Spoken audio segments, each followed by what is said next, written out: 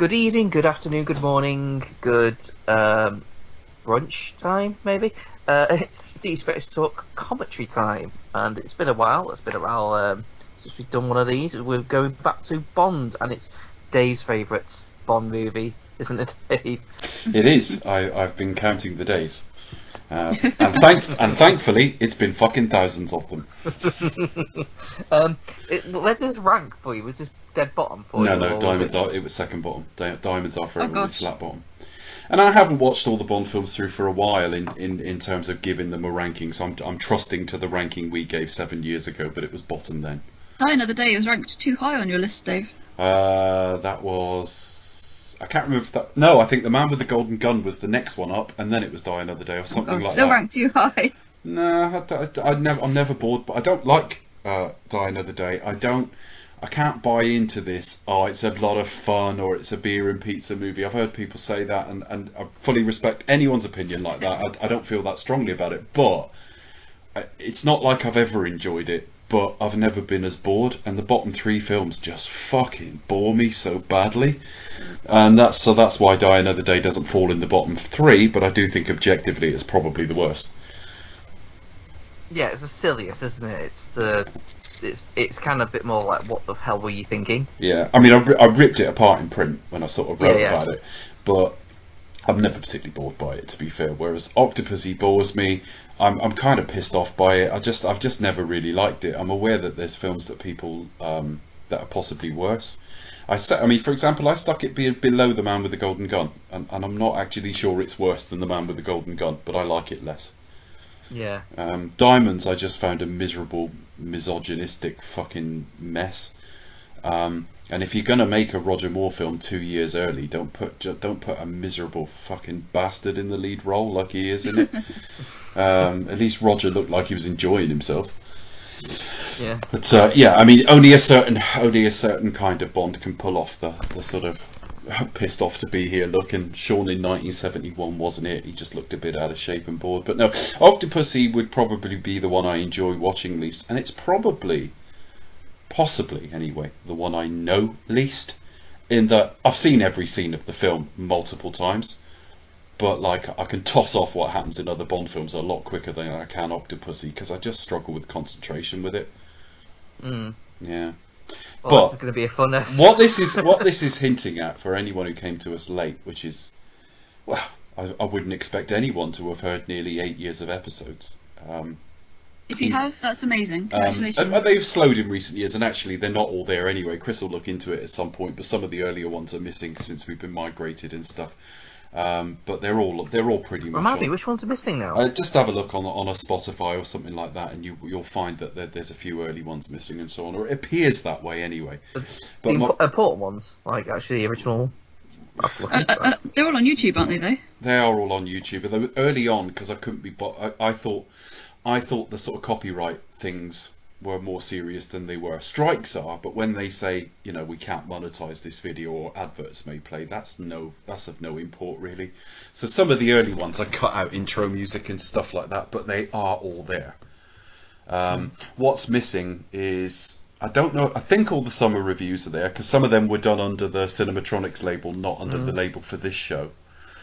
All of our bonus episodes are there, because for anyone who's come to us late, the numbered episodes are the numbered episodes, but Christmas, charity, and I think we did do one for a commission once. We did The Crow for a commission once. They're not numbered, and so there are a few extra ones as well. Plus, all of us together have guested on a couple of other podcasts as well.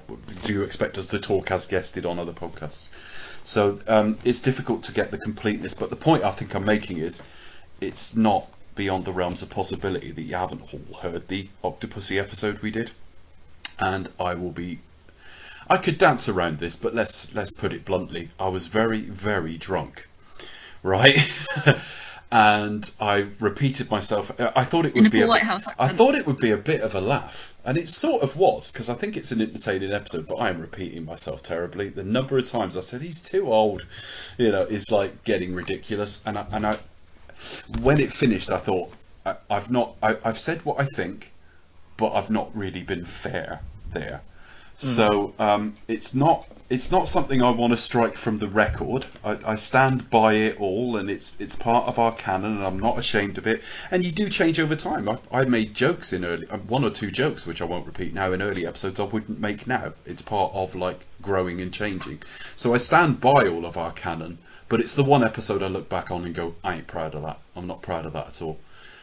Now I could sit and slag off Octopussy tonight, but the fact is I'm sober, so hopefully I'll balance I'll balance humour and a bit of acid a bit better, and perhaps be a bit fairer to the bits of the film that are good, because they do exist. I think I once said in writing that it's one of the two films that never gave me any pleasure. That's actually slightly disingenuous, because you get to the property of a lady part of the film, I think that bit's very well done. So I can't say I didn't enjoy that, because that bit of the film in isolation isn't bad. But the overall effect is Roger stopped being. Not only was Roger not really able to do action, but he stopped even trying. He was getting doubled when there weren't stunt doubles that looked close enough to him. So it kept taking me out of the film. And they never, unlike Never Say Never Again was released the same year, and they wisely aged Bond in it. Yes, he still shagged around, but they at least said, you know, you're a bit past your prime. Whereas Roger Moore was still gallivanting around with 20-somethings. Like, I don't think they were facing reality. He needed to have been replaced a couple of years before this, in my view. And you've got the slight visual thing as well. Grace Jones always said he had the stiffest hair she'd ever seen. And it's because he did thin. He never went completely bald, but he thinned. And in later years, they had to arrange it and then spray it quite heavily. And so from your eyes, for your eyes only onwards, his hair looks rather fake, even though it's kind of not. So yeah, the 80s weren't that kind to him, even though as a man he aged fairly well in life.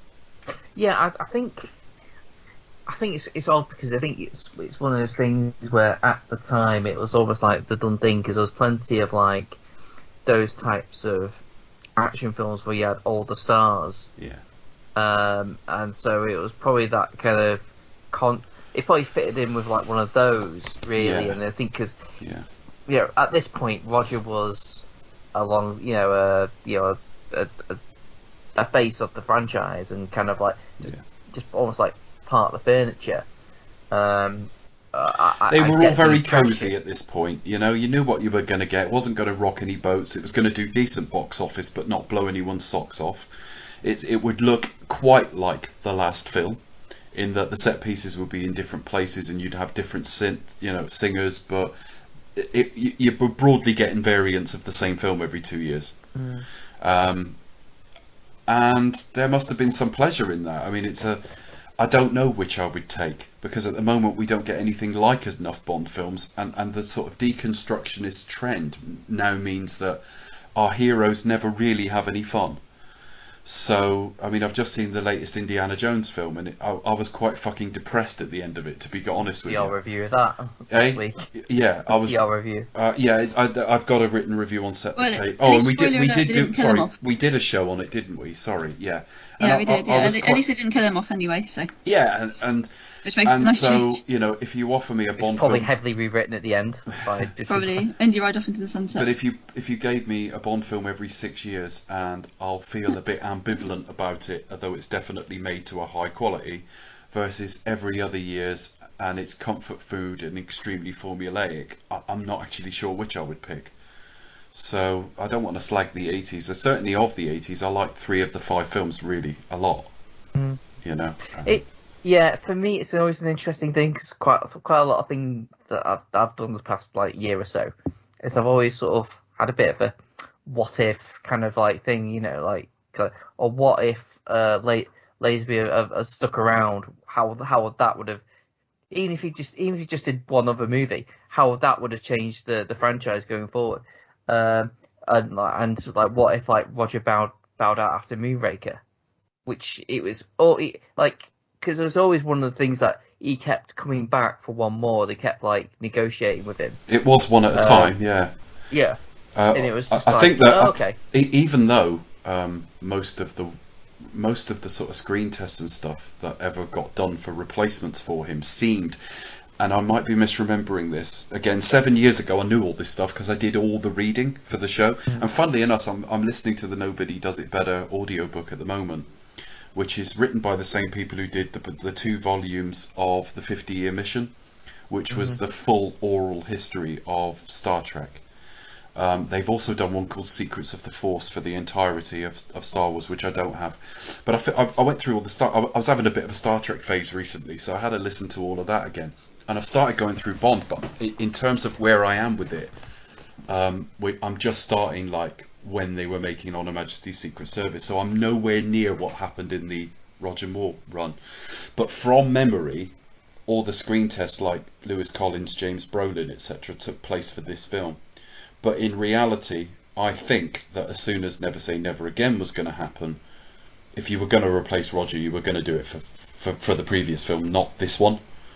Yeah, I was only just to sort of come back to my always view of it was I always wonder, if Dalton came in on Few Eyes Only. You know, I watched when I last watched Few Eyes Only, I was like, I can totally see Dalton in this. I think it's a Dalton film, yeah. And I just thought, what that would colour the whole franchise like after that. Like, what would Octopussy be like with Dalton? What would A View to a Kill would have been probably a lot better with Dalton. Oh, I agree. I mean, the thing is, For Your Eyes Only was written fairly neutral, whereas this one, again, was written for Roger, so it's silly. Yeah. Should we get into it? Yeah, let's watch it. All right. And we'll miss the score by Stanley Rogers in... sorry about that. That's a Smith and Jones reference. What is it? Yeah, he also wrote one for Apocalypse Now. Yes. I will put that on our social media. The Smith and Jones sketch where he does a song. He goes around like pitching to do music, and he did one for Gandhi, one for Octopussy, and one for Apocalypse Now. I'll find it. Yeah. Go on, Chris. Okay. So on the count of 3, 1, 2, and 3. All right. See Leo roar there. Yeah. Crap, I don't want to put it on mute. I've deliberately sort of left Bond for a little while, not for any sense of dislike, but I just wasn't in the mood, and I just wonder if it's just starting to flare up again. I bought a few of them on Amazon just for ease, even though I've got the DVD. There's Roger's flares. There he is, shot in 1977. When was it he changed over? When was it he changed over for the gun barrel? After the first 2. After the first 2, because the first 2 are shot 185:1. Yeah. They're the only ones in the franchise shot at that aspect ratio, whereas this is back to CinemaScope. Yeah. And that changed with The Spy Who Loved Me, so they reshot it. He's in a lounge suit in his first 2. Lounge suit. Alright, Bond the lounge suit lizard. Yeah. So this is, I think most people kind of think fondly of this one of the better title sequences for Roger. Yeah, well, I mean, his best is The Spy Who Loved Me by a mile. Yeah. It's more self-contained, isn't it? Because like traditionally when the series started, it was kind of like Bond, finishing the previous mission. Yeah. I think as they went along, it got a little more self-contained. So yeah, and then there was a period where they've sort of come into being part of the main film, really. Yeah. You can see the evolution of the pre-titles. Yeah. I would say Spy Who Loved Me is his best. I would say, ironically enough, I think I think it's a tie for his worst for me. I think it's a tie between A View to a Kill because of all the California Girls bollocks from We're the Beach Boys, honestly. And I really I don't like. It was at the Telegraph or something. There's an auction coming up in October for basically some of Roger's personal effects. I think his address book. Some of the outfits that he wore to the various premieres, and also I think the white ski suit that he wore from A View to a Kill, going under the hammer. I think probably to raise funds for UNICEF, perhaps. So we could buy his address book and date some of his old birds. Well, this is it. They're probably old ladies now, but we'll have a go. Also a treasure trove. Imagine, just a celebrity like Roger Moore who knew everybody. Just open it up. And, he did know everybody, but I'm just imagining with the women, you open it and there's asterisks against some of them. Call her for a good time. Yeah. I also really, even though I love the film, I don't like the For Your Eyes Only pre-title. I don't. No, it's a bit wasting our time by way of trying to say fuck off to Kevin McClory. It's like keep your arguments to yourself, please. This one's okay, except Judo chop. Although I would say Ciao. Hiya! He ought to say that, shouldn't he? You should say hiya. Yeah. I do think. Or do you know I don't think a false moustache does any good at making him look any younger, though. To be fair. No, but he does look like the guy he's meant to be. He does. doubling. Well, do you know what? Like You know Rory. why, don't you? It was his stunt double. It was. That's why. Yeah, it was Yeah. Roger Stunt double. Yeah. But that's why. Yeah, fun fact. And that looks like not Charles Dance, like as he looks now. Do you know what I mean? He A little could bit be Charles Dance, but he's not. as he is now. He made a cameo appearance in Furies Only. And I have to say, I very rarely found that there's a difference between Roger Moore's jokey and Roger Moore's funny. I don't think there were a hell of a lot of lines in his runs I laughed at. Most of his laughs came in the pre-title to The Spy Who Loved Me. But I must say, the last line before we go into the titles made me laugh. Put it up, please. Yeah, that made me laugh. I love this here, though. He's, hey, look at that. I said in the original review, this is the difference between the two genders. Yeah. If it was a woman and I was driving the other vehicle, I couldn't drive up and pull up my trouser leg, could I? Why some bird goes, look at him, look at those thighs. It's a bit double standard, isn't it? Almost like if it was, say. No, it's how dumb men are. We're all like, look, women. Look, Whereas, like, I don't think if a woman was sat there with a gun, she'd be like distracted. I think Bob Bond is playing on the stereotypes. Yeah. Playing sexuality. I mean, as an agent, obviously he uses all means at his disposal, including his sexuality, to get what he wants. Yeah. Hello. So he's smitten. Keep your eye on the wheel, please. Yeah. But yeah, I don't think. Obviously, it's the 40th anniversary of the film this year. Yes, it is. Yeah. I don't think I've ever seen this film as many times. I have seen it so many times this year. Why have you watched it so many times? Is it? I think I will be done. Why have you seen it so many times? Well, I saw it earlier in the year because Pete showed it for his birthday, and then we showed it for Peter's also from Taylor's with Love across social media. Check out his website, check out his blog, check out his blog. It's all about the sartorial side of Bond. Yeah. And then obviously for various JBR events, we had a group watch of it.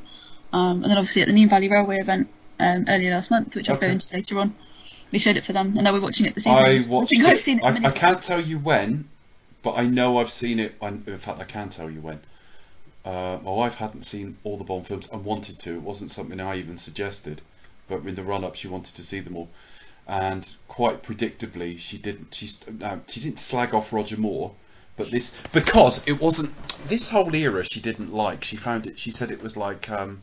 She just called them a joke. She just thought they were far too silly. Yeah, they are but silly. She couldn't warm to Dalton either. But then that's not unusual if you don't know the character that well. It's a step change. It's a step change. I don't think she really took to him either, but she certainly didn't like the later Roger Moore ones. But it was never. I think it was twin things. I don't think it was that he was too old. I think it was that they got progressively sillier. But also, if you're watching them all together, by then she's seen 5 or 6 of his and she's had enough. Yeah, well, he did 7. It's quite a long run. Yeah, so she wasn't a great fan. Well, at least you've seen him, so that's good. Yeah. So she's seen them all. She liked Daniel Craig best. She did enjoy the Sean Connery ones quite a bit. Hey. Majesty's my favourite, and I think whilst again I've not forced it on her, I think because I've watched it a little bit more than some of the others, and because she can see how much I love it, I think she naturally took a close look at it. And yeah, was to find out why you like it so much. And she's like, "What is it?" And so she took to that one as well. But I think Craig's her favourite, to be honest. Yeah, definitely. It's more modern era. I think there's some of it. My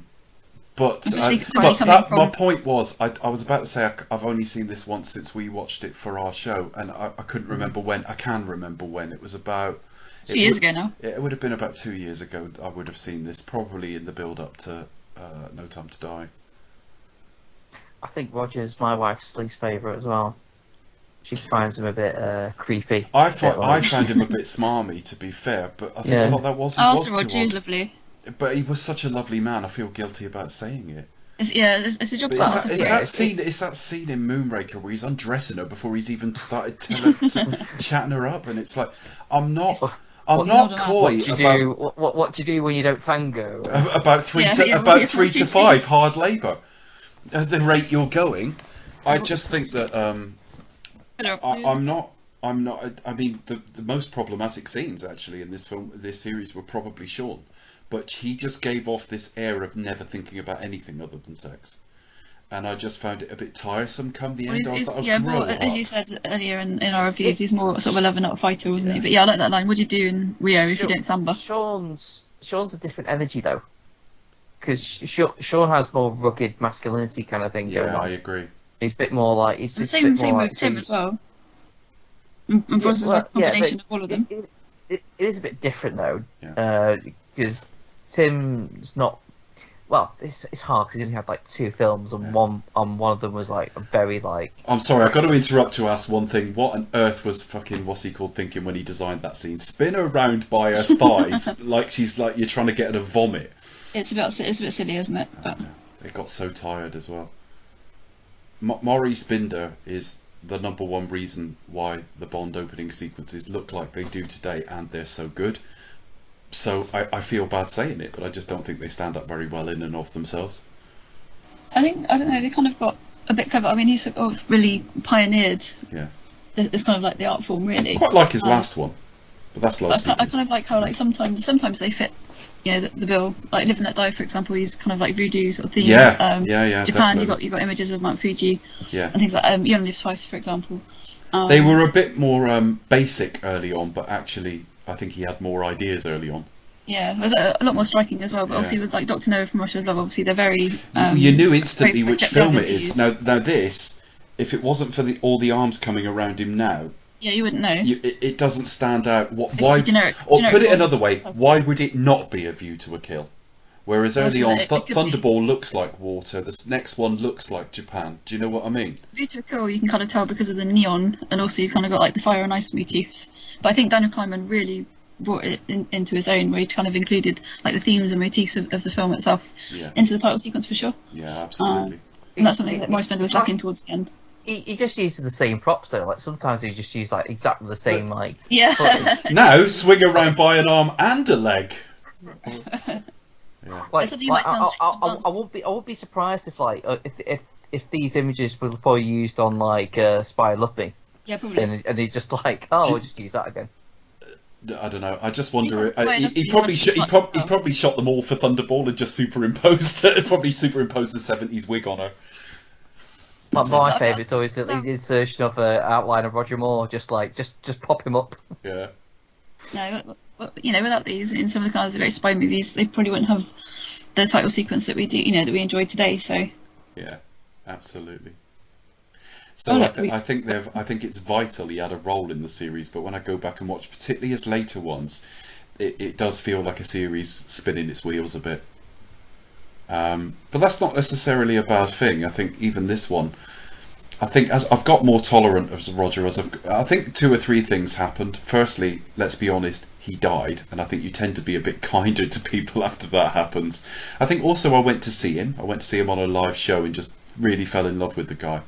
And secondly, as I get older, you just get a little bit less judgmental. So whilst he's still at my least favourite end, I don't feel as viscerally like creeped out by him as I used to in this role. no. So obviously we've got this amazing scene. We've gone from East Berlin supposedly, which I'm not quite sure where it is in real life, yeah. to actually Yeah. Wansford, New Valley Railway. The most unfair criticism in this film is the whole clown motif, because the one sequence he's dressed as a clown is tense as fuck. It is. It's just near the end, really, to be honest. But But it's like, it's there you incredibly go. He's even dressed as a clown. It's like, yeah, And it's it really comes, well done. people level a lot of criticism at Roger Moore, but Andy Bradford doing it in a clown costume as well. Yeah. And to be fair, I was lucky to meet him at the New Valley Railway. I'm going to mention that event quite a few times through this. You need to talk to us I've got about. to give it a plug. You've got to give us a plug in a minute. I know we've I've got to talked give us about a it. plug. Yeah. I've got to do it because it was incredible, and props to Mark Hernandez, to Martin Mulder, everybody who organised it, Anders Frey, whose name I can't pronounce, just amazing. But yeah, to do the scene like in a clown outfit. Yeah. This It's is kind of just brutal. amazing. This is kind of brutal. It really is. This is a Yeah, this is they a double were O back- running for his life. Yeah, 009 being chased by the twins of death. I mean, And it was basically the event you they know, actually went to things that like year. things like the Barbara Woodhouse sit and the Tarzan yell, absolutely worth the criticism. But the clown costume's actually used correctly. Yeah, definitely. It just goes to show, like, as a double A, you can pretty much do anything at any time. But It's John Glen though. John Glen always had a bit of an edge to him. Even it's kind of odd with the later Roger ones because it's that contrast of over the top silliness. Yeah. but with a bit of like dark. with There's actually a with, deadly edge to it. Yeah. with Big Ron Yeah. from EastEnders. Yeah. The big Yeah. one. It was a big one. But no, it was really cool at the Neen Valley event, because obviously you had Tony Meyer and David So Meyer. you need to Um, explain to those listening what that event is. Yeah, so definitely at the beginning of June, obviously it's Octopussy's 40th anniversary, there was an event organised by On the Tracks at 007, which is a sort of tour company organisation owned by Martijn Mulder, whose name I can't pronounce, I do apologise, but he's really incredible. They've organised quite a lot of events through the years, mainly around the anniversaries of the Bond films, so like In Live Twice, Majesties. Anybody went on the He Majesty's briefly 50th appeared event? on one of our show, but he had to go, unfortunately. He He had had a to go, scheduling yeah. error, so we ended up cutting him out of the show because he wasn't there long enough. But yeah, he did try to appear with us once.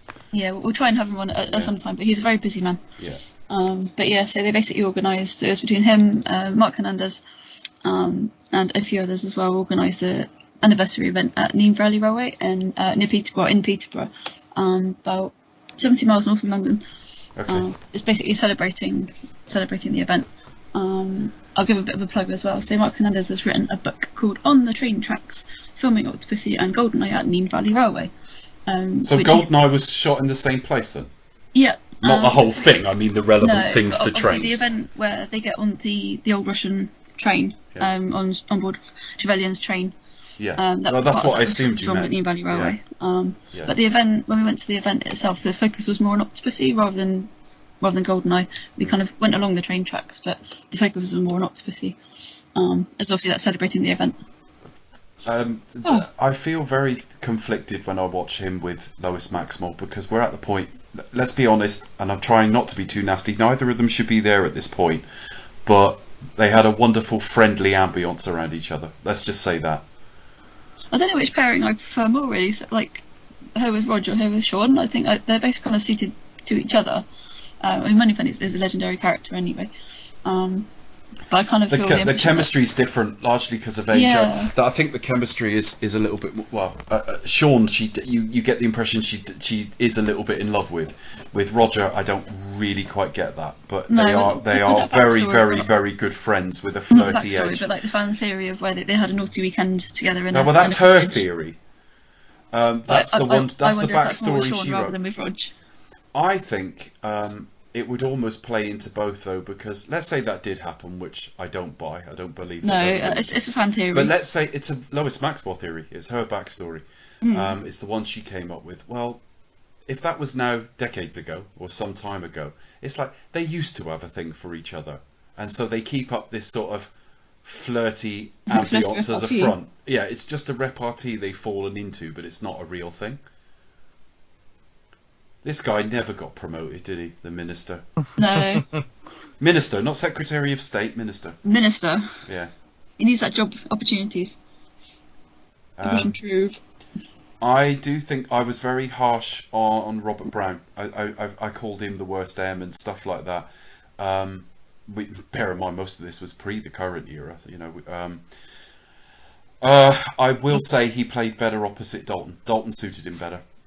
I totally agree. I think that's an age thing though. It's like before with like with a meeting with the Moneypenny scene. It's like, oh, you're just basically acknowledging their age because you were just this younger version or like they're already. And here it doesn't quite play the same way. It works with Dalton because there is that generation gap. Yeah, he's Dalton's boss. He's also got quite a clipped, stern way of speaking. I think he's actually sterner than Bernard Lee even. And that works against the no-nonsense Bond more than a bit of a clown. I don't want to be too nasty to Roger. Against Roger's energy anyway. Yeah, exactly. But yeah, it's again in like in Daylights as well. It's the kind of like well, he takes orders, not instincts. You know, like that kind of thing. So yeah, he follows orders, not instincts. Steve Berkoff just like steals the scene. He like eats all the scenery, the chairs, all of it. I would liken him it's not the same energy, but he would engender the same response as Jonathan Pryce in that he's very, very Marmite. He's very kind of like intense, I think. But he's Marmite, isn't he? He was also due to appear at Neen Valley, but the story goes that he wanted more money at the last minute. So it was quite funny. There was obviously we were all waiting for him to appear, and then they put up signs with him at the end where he goes, "But I would be a hero of the." He's about 92 now, though. No, he's getting on. But he still does like the odd con and things like that. So you do kind of see him around on the fan circuit. Yeah. He lives in this country. But he wanted a bit more money, lastminute.com, and so they said no, sorry. I think I'd be a bit like apprehensive about because he's very much a character, and I wouldn't really know like what he'd be like. No, he's a bit of an unknown quantity, isn't he? Because he's a bit of a chameleon in all his different roles. And he's more known for kind of villainous type roles. Think how much colder he played Victor Maitland or whatever the character was called in Beverly Hills Cop. He's probably lovely. He's probably like when following year. He's probably lovely. I don't know. I feel like he played that role the way you should play a Bond villain. But there you go. He probably did. But no, we were all a bit disappointed that he wouldn't be appearing, and then we kind of found out why, that he wanted a bit more money, and we thought, but hey ho, his loss. But yeah, it's a shame, but that's how it goes. I'm not in love with him in this film, but I think he's an outstanding actor. But then I feel the same way about Jonathan Pryce. I don't particularly like him in his entry, but outstanding actor. It's a bit of a tricky one because you kind of got like two, or well, I don't know if Octopussy technically is a villainess. I'm not quite sure.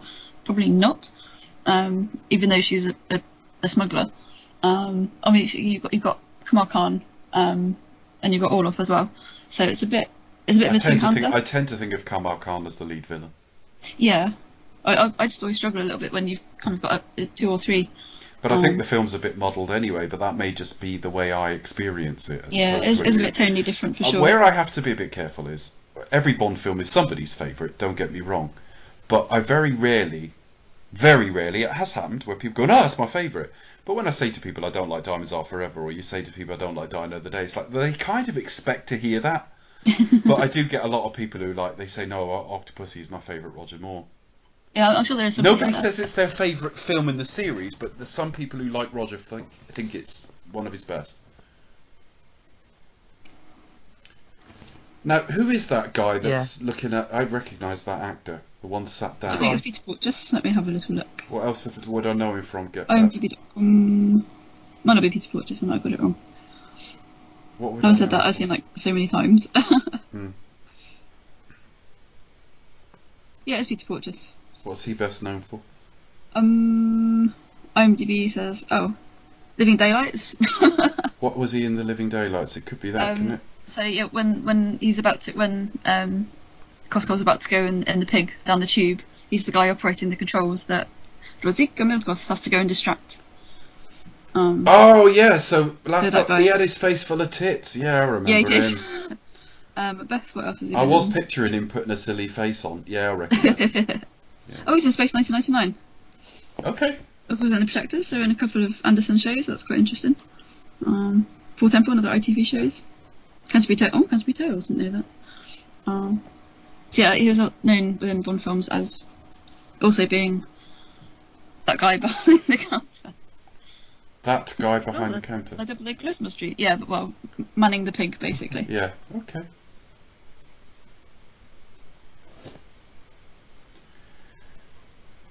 Or was it when Dial reaches 100? It light up like a Christmas tree, or something like that. Yeah. Great film, The Living Daylights. The only thing that damages it for me is I don't really like the last act very much. No, it just fall down a little Dalton bit. was fantastic. That's why one of the reasons I prefer License to Kill. But now I've heard people describe Christina Wayborn as like really odd looking or ugly. I think she's stunning. She's beautiful. So I got another story to tell you about Neem Valley Railway. Yeah. About how I shared a dessert with Christina Wayborn. Yeah. So yeah. What? So it was like 2 girls, 1 cup. 2 girls, 1 dessert. But not like that. Not chocolate ice cream. Right? No, it wasn't. No, it wasn't. It was all very above board, nothing dodgy at all. Okay. Not like that well-known internet dirty meme. No, so at the event, obviously, we had a nice big gala dinner on the Saturday. And she looks fantastic. I saw the photos. Yeah, check it out, definitely. She looks so... I can't say she looks the same, that's ridiculous, but she looks amazing. I think she does look the same. Considering it's 4 decades later, she looks as close to the same as you could imagine, if you know what I mean. Beautiful. Her hair's really the same, her build's the same, her facial structure's the same. Yeah, she's teeny tiny. I mean, but she's a sportswoman. She's kind of very sporty, very athletic. Obviously going fishing, quite a lot in a native country. Which is her native country? A very kind of outdoors sort of thing. So she's like Nordic lady. Nordic. Okay. Yeah, basically, we were quite lucky for to be seated at these kind of round tables, and we're lucky to have like a guest from the film like at each one of the different tables. Okay. So we were lucky to be on Christina Wayborn's table. But it's quite funny, obviously, because at these Bond events. Who did I see photograph? Was it Victoria Hodges or somebody like that? Yeah, I think it was. Yeah. Okay. Oh no, I don't think she went. Who was it? I can't remember. Anyway, it doesn't matter. It doesn't matter. But I saw a photo of her with someone, and that someone was not you. No, it might have been some other ladies that attended. But yeah, Okay. these kind of Bond events, like female attendees, are kind of somebody's wife or girlfriend. Yeah. But yeah, luckily we had Christina at our table. I mean, and who's left? Because Louis Jourdain's left. VJ's still alive. Yeah, he's still going. I think he sent in a video message, or might not have. He'd sent in a sort of a voice note saying sorry he couldn't be there. Kabir Bedi couldn't attend because he was at a book signing in somewhere in Spain. But basically, who does it leave if Burkhoff doesn't turn up? Because all of the MI6 people are gone now. Yeah, well, we had it was like Paul Weston couldn't be there because he was away doing another event. Okay. But we had a lot of the surviving cast and crew, like John Glen, the chap who tied Kabir Bedi's turban. Okay. They were saying he was fantastic. He was a real Heap. Well, John Glenn's the director, so great, fantastic. Yeah, John Glen was there. Tony He's did about live, 92 now as well. Most of the survivors, apart from obviously Burkhoff and Saroj, is obviously left us, but most of the surviving. You've got to get to these things if and when you can. It's difficult for me down here. And in fact, I didn't know of the event beforehand, although I should because I follow all these things online. But I didn't pick it up anyway. But the few that are left are like 90 something now. Yeah, with Christina aside, it's very, very difficult to think though. 40 years ago, I don't think she's got to be in her 70s, but like the rest of them are 90s or gone. No, that's it, and especially a lot of them kind of not living around the UK as well. Like, I mean, I think Christina, she spends a lot of her time like here or in America or in Sweden, for example. But yeah, we're lucky to have her on the table. It's with JBR guys, so like obviously Brian, Jason, people like that. Obviously fighting over who's going to sit next to her. So I think it kind of went Brian, then myself. But yeah, just kind of ended up, Maybe it was like Brian I saw with her. Yeah, I think it might have been. Well, it's many photos because she's very lovely. But yeah, we always, but she was really friendly, quite engaging, quite happy to chat to us, find out about all of us as well.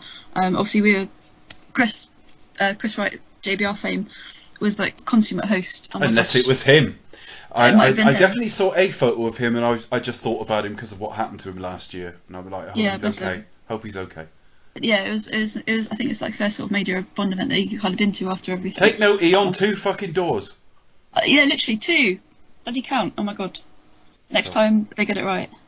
But yeah, so we swapped desserts, so it was very lovely. But it was amazing, and she was just so warm and gracious. Good. And that's what basically, all the guests kind of said. It's lovely when they don't let you down, isn't it? It was just nice. It was just very lovely, considering she's this major movie star. But yeah, unfortunately, a few members of cast and crew couldn't make it, but they sent in voice messages, which is really nice. What's very nice to see, and I'm going to pay it a compliment here, is by the 1980s, he's been in the role forever. He's getting more expensive to sort of serve. The film's box office is not keeping pace in that his highest grossing film was Moonraker. His highest grossing film, pro rata, is actually his first entry. So it would have been easy for them to cut corners, and they very much don't. We're properly there in India. Yeah, it's literally 100%. I do like these authentic locations. Yeah. I never like the way VJ's sort of looking out the side of his eyes there, like he's a bit self-conscious. Trying to keep an eye open, so. Yeah. I don't know, I find him a bit sort of cheesy in this film. Obviously, he's a tennis star. I don't like him in the film, but then in the next film, I mean, you could argue it's worse because you got 2 old men then, but I thought him and Patrick McNee went together better. Yeah, they had a great chemistry. And Patrick McNee wasn't trying to be like some sort of sidekick action man, was he? He was just there to help him maintain a cover. So yeah, but it worked that he was a bit older. He had wonderful chemistry. I haven't got any problems with anybody. I don't think. I just obviously he's a bit he's a tennis star first, but. Yeah, though I was rather brutal about it on the original show, but I would have thought if you were going to make a big thing of tennis in this, I would have thought he would have been like a real big name in tennis. And when I look back at his record, it was nothing that strong.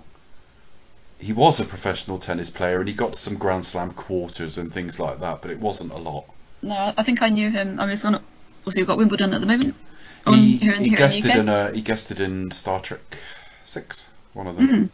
No, it was Or was it 4? 4. Uh-huh. It was 4. It was like the one with the whales. Right. Well, Oh, yeah. I knew it was one of those where you saw modern day Starfleet not on the ship, all in their uniforms. So it had to be 3, 4, or 6 basically, and I couldn't remember. We noted it at the time when we did the episodes with Charlie all those years ago. Yeah. I kind of miss like the Bond franchise actually going to all different locations. Somehow recently it's not quite been the same.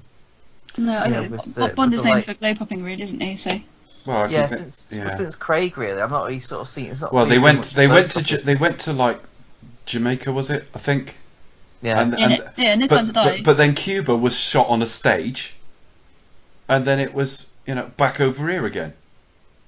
Wasn't it? I think can't remember perceptions of travel have changed a lot as well. Obviously, back in the 60s, package holidays were still very new, quite novel.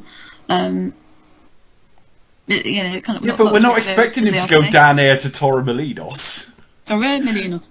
He spends the night at 40 Towers. Yeah, I mean, I remember when we last watched the war. Benidorm. There's a scene. There's a scene in. I think it's from Almost, Russia with almost Love. I wouldn't swear to it, but I think it's from Russia with Love, where he sort of rings the desk and orders his breakfast, and it's figs and all the rest of it. And they make such a big deal of that. Yeah, because Bond hates tea. He does in the books as well. More on books to come. Well, he's wrong. I'm sorry. I disagree with him on this, but there you go. But then his mother was sort of French anyway. But anyway, what I was going to say was that would have been put in as something very exotic. Like, what's that he's ordering? I've never had that. Well, exactly, yeah. Figs, Greek yogurt, coffee, very black. Now, it's not something. Not everyone's tasted figs now, it. but we're not going to be overexcited by someone in a foreign country ordering some food we've not tried. That's it. It's one of those things. It's not really commonplace, is it? It's something that I'd like to see in future films, that actually sort of see Bond as being a bit of a foodie. Like we don't get that very often as well, do we? So. Or just like have a sort of ordering or being eggs. a snob, being such a snob. Yeah. Well, eggs are a big thing for him in the books. He loves his eggs. Scrambled eggs, eggs Benedict. Also, we saw Albert Moses, obviously that he was in the previous scene, but we've seen Albert Moses in Bond before, popping up as a barman in The Spy Who Loved Me. I can't remember who that was we were looking at then. Oh no, it was a few scenes ago now. Okay. I've lost track. And this is probably one of the films I'm least knowledgeable about. And as you can tell, I'm not ripping it apart tonight particularly, but it's just not a film I know supremely well.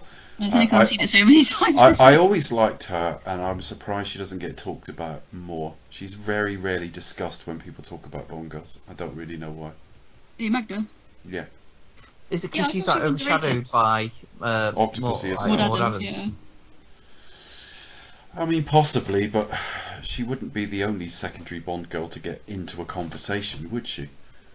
I think to your original criticism, Dave. I think it's the scene, the part of the film where she's more prominent is probably the least memorable stuff.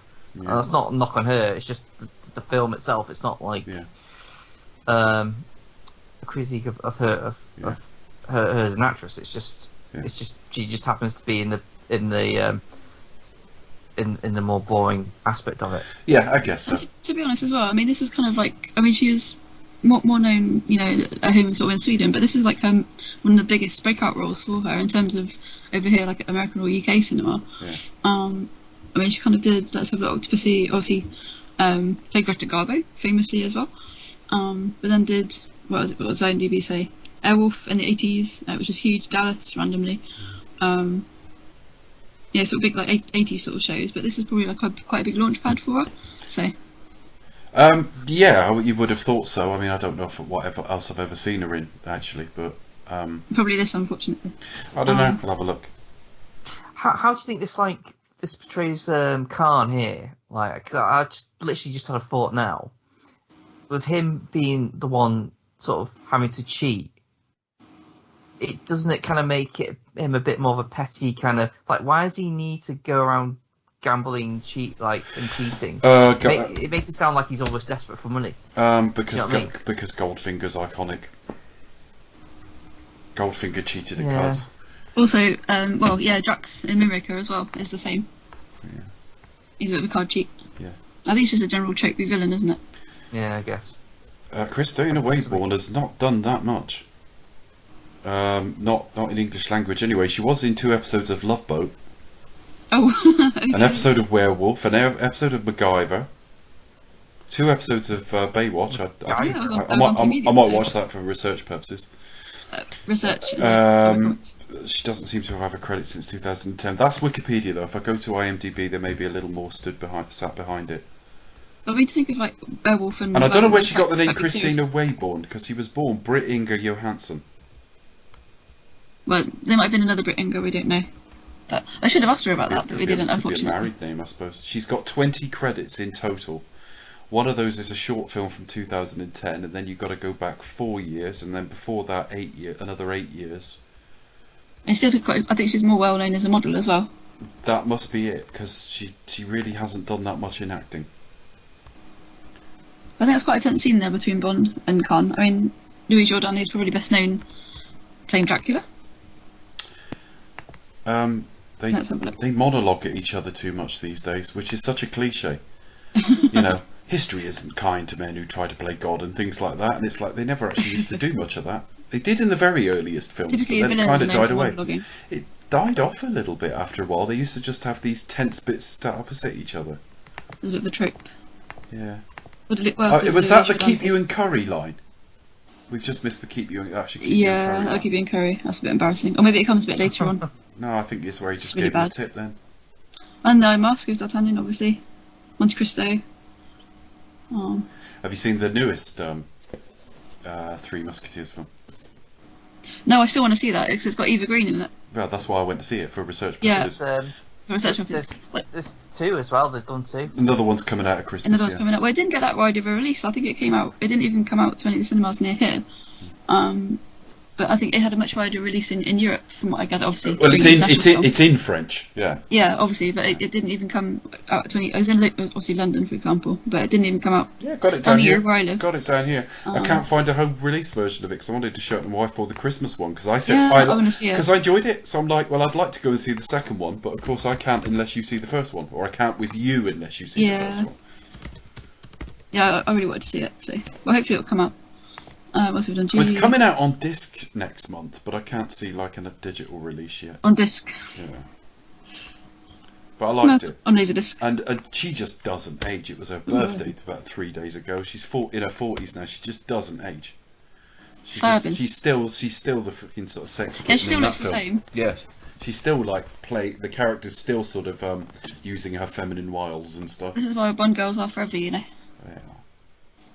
Rupia, I remember. Yeah, that's the one. Thank God for hard currency. Oh. Then look up for Mark. Gotta have the reaction. Oh, Like the tennis joke. Yeah. I think that one's quite funny. It's like earlier that we saw in the scene when they were going up to the hotel. He's like, oh, what else have you done? He's like, oh, my background's improved. Well, he could have been a porn star, couldn't he? They could have all been getting splattered on the way That's past. quite a funny line. There we go. Rupia. Rupia. Camels everywhere. Yeah. I didn't. I mean, actually, he's not terrible, but I just didn't like him that much in the film. VJ. And he didn't go on to do that much either in acting. I mean, and I always thought he looked a bit uncomfortable in this. I've seen some candid shots from the day they shot this, because I'm sure I've seen sort of Roger sat off set dressed like that with that round his neck.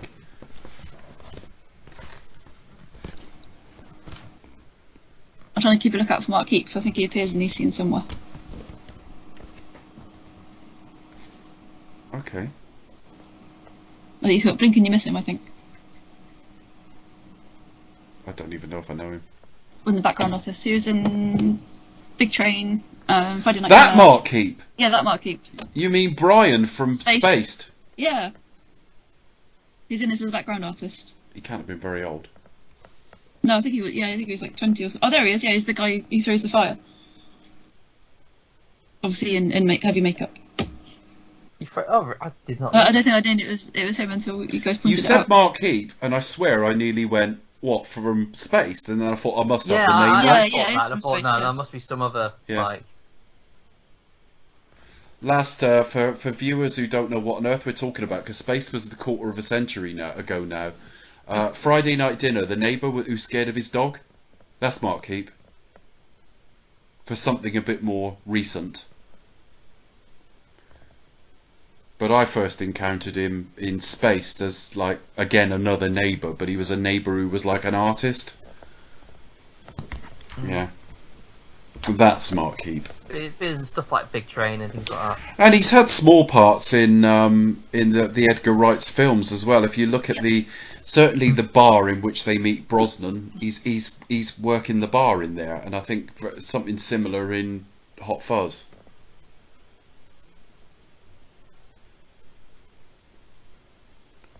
Yeah. See, now I've seen it, I can't unsee it. Yeah. Now he's there. You can't unsee. Yeah. Okay. It's just got that lanky sort of like Yeah, he was Yeah, in the background. he's yeah. very, very tall. Yeah, he is very tall, very thin then. I can just sort of like see. Because I remember looking him up when he was in Spaced, and he was a hell of a lot older than I realised. Because Brian's in that show's got a very young air to him. He does, yeah. Well, the character was born. The actor was born in the late 50s or something, so he was like my age now. Then, Have you seen? Yeah. Even here, I mean, it's just the type of sort of sexuality. I mean, Sean was always like, would always take it if it came his way, but like pointing the camera at her tits and stuff like that. I was like, you do think like, grow up, you know what I mean? Yeah, I don't like that scene where was it? I can't remember if it's this one or Moonraker. No, it's this one, isn't it? I think obviously they showed that the liquid crystal. The close up of the tits. Yeah, I just think no. That's here. That's just very cringeworthy.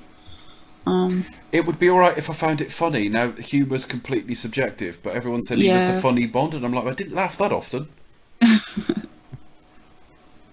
It's just very cute. And I mean it. It sounds like I'm being contrarian because he's seen as so serious now, and actually by the end I did feel sorry for Daniel Craig's Bond. No. But in Casino Royale, I laughed out loud 5 or 6 times, and I've never ever laughed that many times at a Roger Moore film. I don't think I Was laughed. it Jeremy Bullock as Smith is appearing again? I don't think I laughed at that many times at his entire run. Yeah. It's quite funny as well, another sort of JBR connection, because under lockdown, one of our group turned 50, and Octopussy is his favourite film, I think. Fair enough. And so some of us took turns we sort of chose scenes to film, and we split off into little groups. So I got to play. What you got to do close-ups of your tits for him? I Did you? did. No, so I think I played Rubovich, Bond, Okay. and somebody else. I had 3 parts to play. All right. Oh no, I played the chairman during the meeting as well. So fair yeah, enough. Okay. During the all-off meeting. Awesome. So yeah, I was Blonde, Rubovich, and chairman to go and sit down, both of you. Remember when digital watches were massive as a big Yeah, thing? They were like new. That was very 80s. Yeah. That's not Casio cutting edge at the watches were time. fancy. They were luxury. Yeah, I they were, remember I was definitely. taught to tell the time. And so right? was LCD. And then I went out and my mum said to my dad, who they were separated by then, and she said, can you buy him a watch? And he bought me a digital one. I didn't know how the fuck they worked. Oh. Because I'd learnt on an analogue watch. But Well, some of them were quite technical, didn't they? They had a calculator. No, I don't mean I don't know how the Had watch worked. I mean I didn't know how to tell the time in digital. I've been taught it on a clock face. Yeah, no, I meant like those kind of watches. I mean, I was reasonably smart. It only took me like 5 minutes for my mum to explain the difference. Well, that means that on a digital watch. Yeah. Yeah, but some of them had quite a lot of other things built in. That is so some fast calculator. stitching work. He's only just handed that over. Well, she works quickly, She you know. looks quite unconcerned her tits are on TV. Has she not looked around and noticed yet at all? Maybe she doesn't know. Oh, yeah. Oh, fabulous. Sure, Roger's on the breast of it. Yeah. Yeah. Oh, well done. Yeah. Your table is ready. Okay. You did myself and well. Mr. Bond. Yeah, but bear with us. You might get a shag out of it. Oh, was it? It might be with Christina Wayborn. I think she's definitely underrated, but she's quite an enigmatic character because we don't really know too much about her. Obviously, she's Octopussy girl. She's a sort of smuggler. She's also a gymnast, also an acrobat. Actually, dancer. looking at her in this scene, it's funny She's we got were very- she doesn't have, It's like, funny a lot we of were breath. talking about last night in Soho, because when you look at Anya Taylor-Joy, she's unusual looking and her eyes are a little bit too far apart and stuff, but she's still attractive in her She's still way. beautiful And and, like, Christina unconventional. Wayborn's got an unusual look as well. She's kind of striking. No, I think she's beautiful, definitely. Yeah. And don't ask me why, but I've never liked white tux jackets. Don't like them. I was really pissed off when Craig put one on. It's like, oh, fucking leave that shit alone. I think. I'm sorry, but Sean wore it better. I mean, as stylist as Roger looks. Yeah, I'm think still he not wore it fond. I'm better. just not fond of the white tuxes. I don't like them. I wouldn't wear one. I think there was one of the. I can't remember which cameo it was. I want to say Spectre, perhaps. I think Tom Sears wore the white one, and then It was Spectre. Chris Chambers with a double-breasted. Yeah, but suit. I don't think you're an idiot to wear one. It's just a matter not of at all. taste. That's all. No, not at all. Yeah, they both look very stylish chaps, as they always do. Let's go on making a few. For a scrapbook, what, was she going to put the condom wrapper in there or something? She'll take his photo. we did try to ask her about a scrapbook, but she wasn't very Why do forthcoming. people start undressing so far from the bed and then just work their way slowly towards it? It never, I don't know. They never sort of get right to the bed and then just dump them all there. Part of the allure. Yeah. It's the one thing Michael McIntyre ever said that I agreed with. They said, at what point do you know you're in a committed relationship? And it's the point where you start undressing yourself, right? When you're undressing each other, it's still a fling. At the point where you start taking your own clothes off, it's a relationship. Oh dear.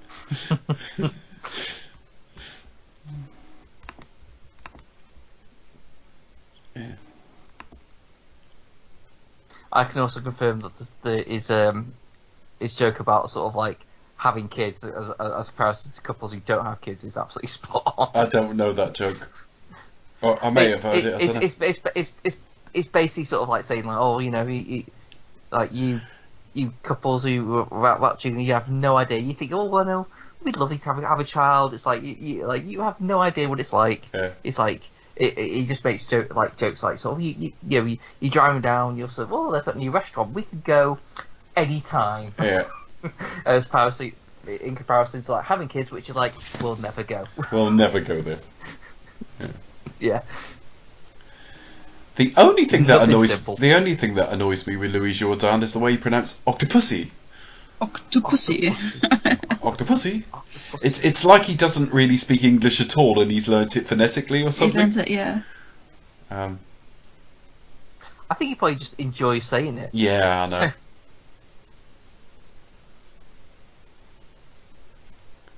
I was watching the amount of fucking hair products that must have been used in this decade. No wonder there was a hole in the ozone layer.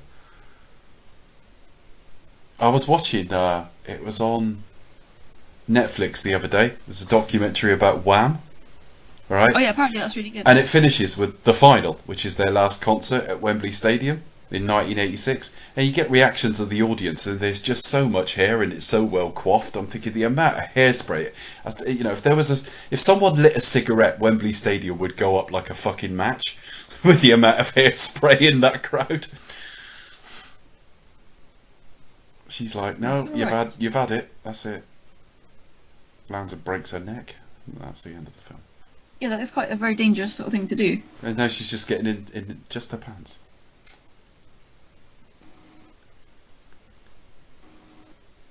He seems quite relaxed about it, but I got a shag out of it. I don't care. I'll just go home and tell Em I failed.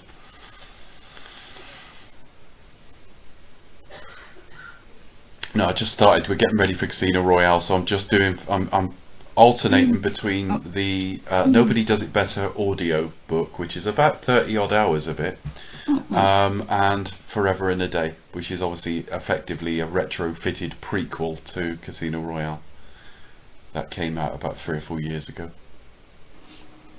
and it's really good. It does fit sort of nicely. The only thing is there's a few continuity errors the Fleming estate should have picked up, but apart from that, it does play like a lost Fleming.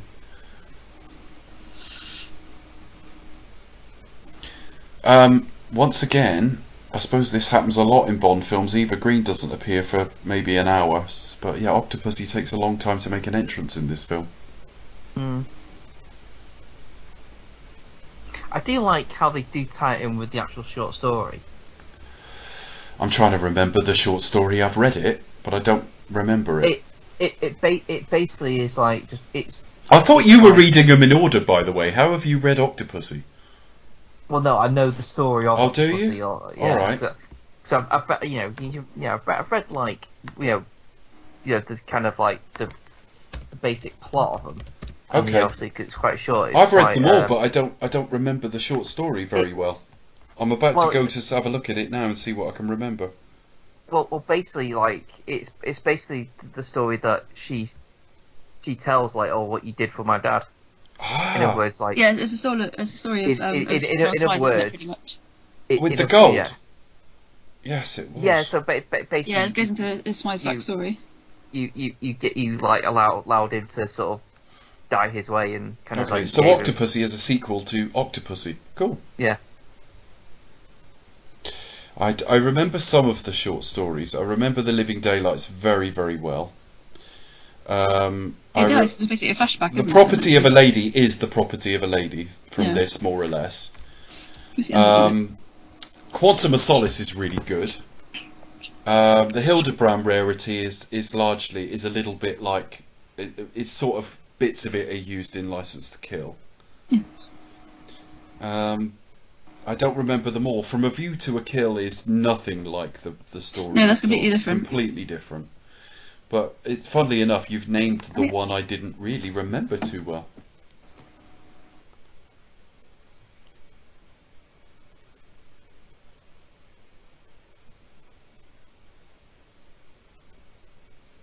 Wikipedia says, the two original stories, Octopussy and Living Daylights, were both adapted to publication in a comic strip format.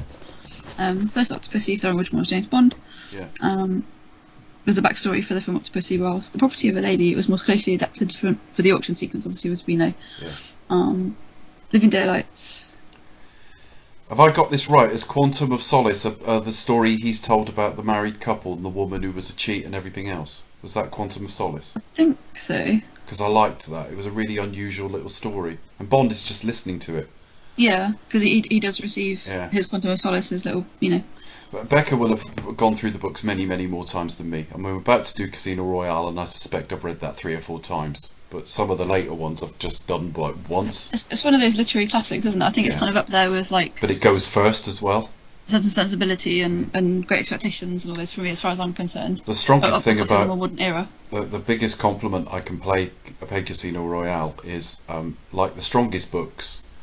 I've got 2 compliments really. The first one is that it both evokes the films and makes you forget the films at the same time, in that it gives you everything you love about the classic Bond, but is just different enough that you could see it as its own thing and enjoy it on its own merits. But I would also say that his best books, you cannot wait to pick the next one up. I can't think of an author who finishes books as well as Ian Fleming. The last 30-40 pages of Casino Royale, you just can't let it go, and you're like, here we go, and you want to pick up the next one. They're not high art, I wouldn't say that, but Christ are they propulsive. And they're very evocative as well. You can see why it worked as a series, although ironically, James Bond, the literary character, is not even that likeable, really. I don't think it's not meant to be though. I think no, but you see, because you're following from his perspective, you do end up rooting for him. You're still on his side. Oh yeah, definitely. So it's not that he's someone you'll hate, but yeah, he's not. He wasn't written to be a likeable character. He hasn't got the nicest traits. This is why when everyone says, "Oh, literary Bond is Dalton," Dalton's way fucking too nice to be the literary Bond. Craig is closer because Craig's not actually that fucking nice. Oh no, it's the sheep egg. Sheep egg. It's the sheep's eyes. Oh yeah, George Lucas watching this going, we could do something like monkey this. brains. Yeah. Did this come out before? Yes. Or after Temple of Doom? Temple of Doom was the following year. Yeah. I don't know what's more gross, sheep's eyes or monkey brains. Apologies to any culture who do either of those. Anything eyes, I would think. Indy's meant to be sort of heavily influenced by Bond. But I mean, I've eaten brain in Romania. Did they know? Okay. I'll share a link just with you guys on the page about a restaurant in Romania. Everything about that restaurant will be in Romanian, but you'll see some of the pictures and stuff like that, and you get various parts of the sheep, including brain, and it's I didn't have a problem with it at all, because if it's widely eaten in a culture, I'm like, yeah, I'll give it a try. Well, so, yeah, personally, I probably wouldn't eat it just because of vegetarianism. But I think it's quite good that they use all Eyes, I might be a little bit more reluctant. I'm sure they're very good. This was the oldest restaurant in the city. It was like opened in something like 1789 or something. Wow, cool. How about that? And historic. You sit outside and just eat and drink these platters of food and some of the beers and stuff. And it's really nice. Sounds but fabulous. Yeah, I've had break, but I've never eaten eyeballs, and I'm not saying No. I wouldn't, but it doesn't really appeal. But I've eaten. I've eaten testicles. I've eaten alligator, not a whole one, but a little bit of one. And right. It also had cow's vagina on the plate. Ooh. And I was told how succulent it was, and I was joking Ooh. through an interpreter. I said, they've given me the party cow. And they said, what do you mean? I said, this girl's been busy because this is as tough as old boots. I couldn't eat it. Oh my god, really? Yeah. Nice barbecue sauce. Yeah. Well, I think that's, it's good So that no, obviously but I've we never waste eaten a lot of eyeballs. food in this country, but obviously in other cultures, they like to use like the whole animal. Obviously, like if you go to some sort of Asian, these sort of Some of them countries, nearly- obviously they use like chicken feet, things like that. Yeah. Parts. There's a Japanese. there's a Chinese supermarket in the town that sells chicken feet. Or other kind of parts of that otherwise we wouldn't perhaps eat in Western You culture. can make a soup with them. Yeah, you Make a can. good soup, Definitely. yeah. It's very popular. It is too. Yeah. Use the whole animal if you can. Why not? But yeah. I would probably be rude, unfortunately. And This decline is a bit nylon safari suit, isn't it? it. This is the Bon Safari suit, isn't it? I This don't is know kind of why this they is put him thinking in of- that. It's not flattering. It's probably baking hot as well in the hot Indian sun. Yeah. It's not flattering at all. Oh, pervert Bond. Yeah. I never noticed that pervert scene before. No, but he is in every scene. The only bit that was funny was Yeah, when that's she said. particularly pervy The because only she's funny undressing. bit was where he said he needed she said she needed a refill, and he did kind of like pause, Like a like, cupping what cup. does she mean? Oh, a drink, right? Yeah, the fact that she was undressing, I just feel that's a bit like. Oh. Do we get a bird fly out here or anything? Because that was the John Glen thing, wasn't it? Probably. Yeah, but it's a John Glen trick. He was a fine director. It's a pity he got his hands on it when it was all a little tired, and like Binder wasn't at his best and so on. I think he injected new energy into the I series. just think if he'd got it in a more timeless classic era than the late 70s Well, it's onwards like- were. I mean, you look at like License to Kill, and that's like, I mean, you would think that would be a complete different director stepped in and did that, wouldn't you? Yeah. So I don't know. It's always interesting to me sort of how different, sort of how directors work. But I don't know. I think it's just down to the Bond he had at the time. He used to say telling as things they- like there's only so much I could do with Roger's Bond. I mean, he never said anything outwardly rude, and I think that's the mark of the man. I don't think either of them would slag off other people. But I did get the impression that at least when he got Tim, he was like, right, I can put my stamp on this now. And he did more so in Tim's second entry.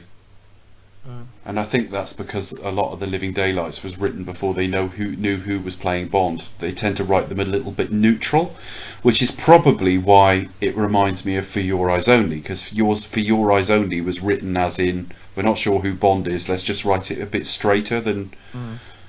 You don't get as much silliness as you do with most Roger Moore entries after the first couple anyway. His first couple were pretty straight and solid. Plus, also after Moonraker, he had to kind of ground it a bit. Nowhere else to go, was there? But I still wholeheartedly like that film. There's some silly jokes in it I hate, but for Your Eyes Only, it's a fine film. I can't even remember. What is their plot is here? What is it they're trying to do, Becca? What's that of this film? Yeah, what are they trying to achieve here? Basically smuggling jewellery. Yeah, but there's more to it than that, surely. In aid to finance global war. I think it's trying to finance his plan. to march on Europe, basically. So a little bit like the Living Daylights.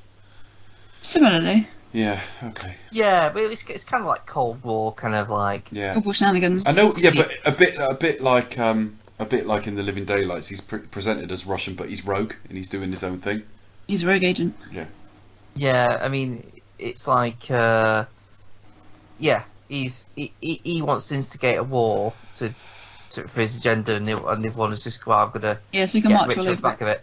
Now I'm gonna use it as cover. You'd think Gobinda would come across as a real classic villain to me, but he doesn't make much impression on me. I think Gobinda's really bland. What? He doesn't really have a lot of dialogue. He doesn't have a lot to do. He just looks so stern, doesn't he?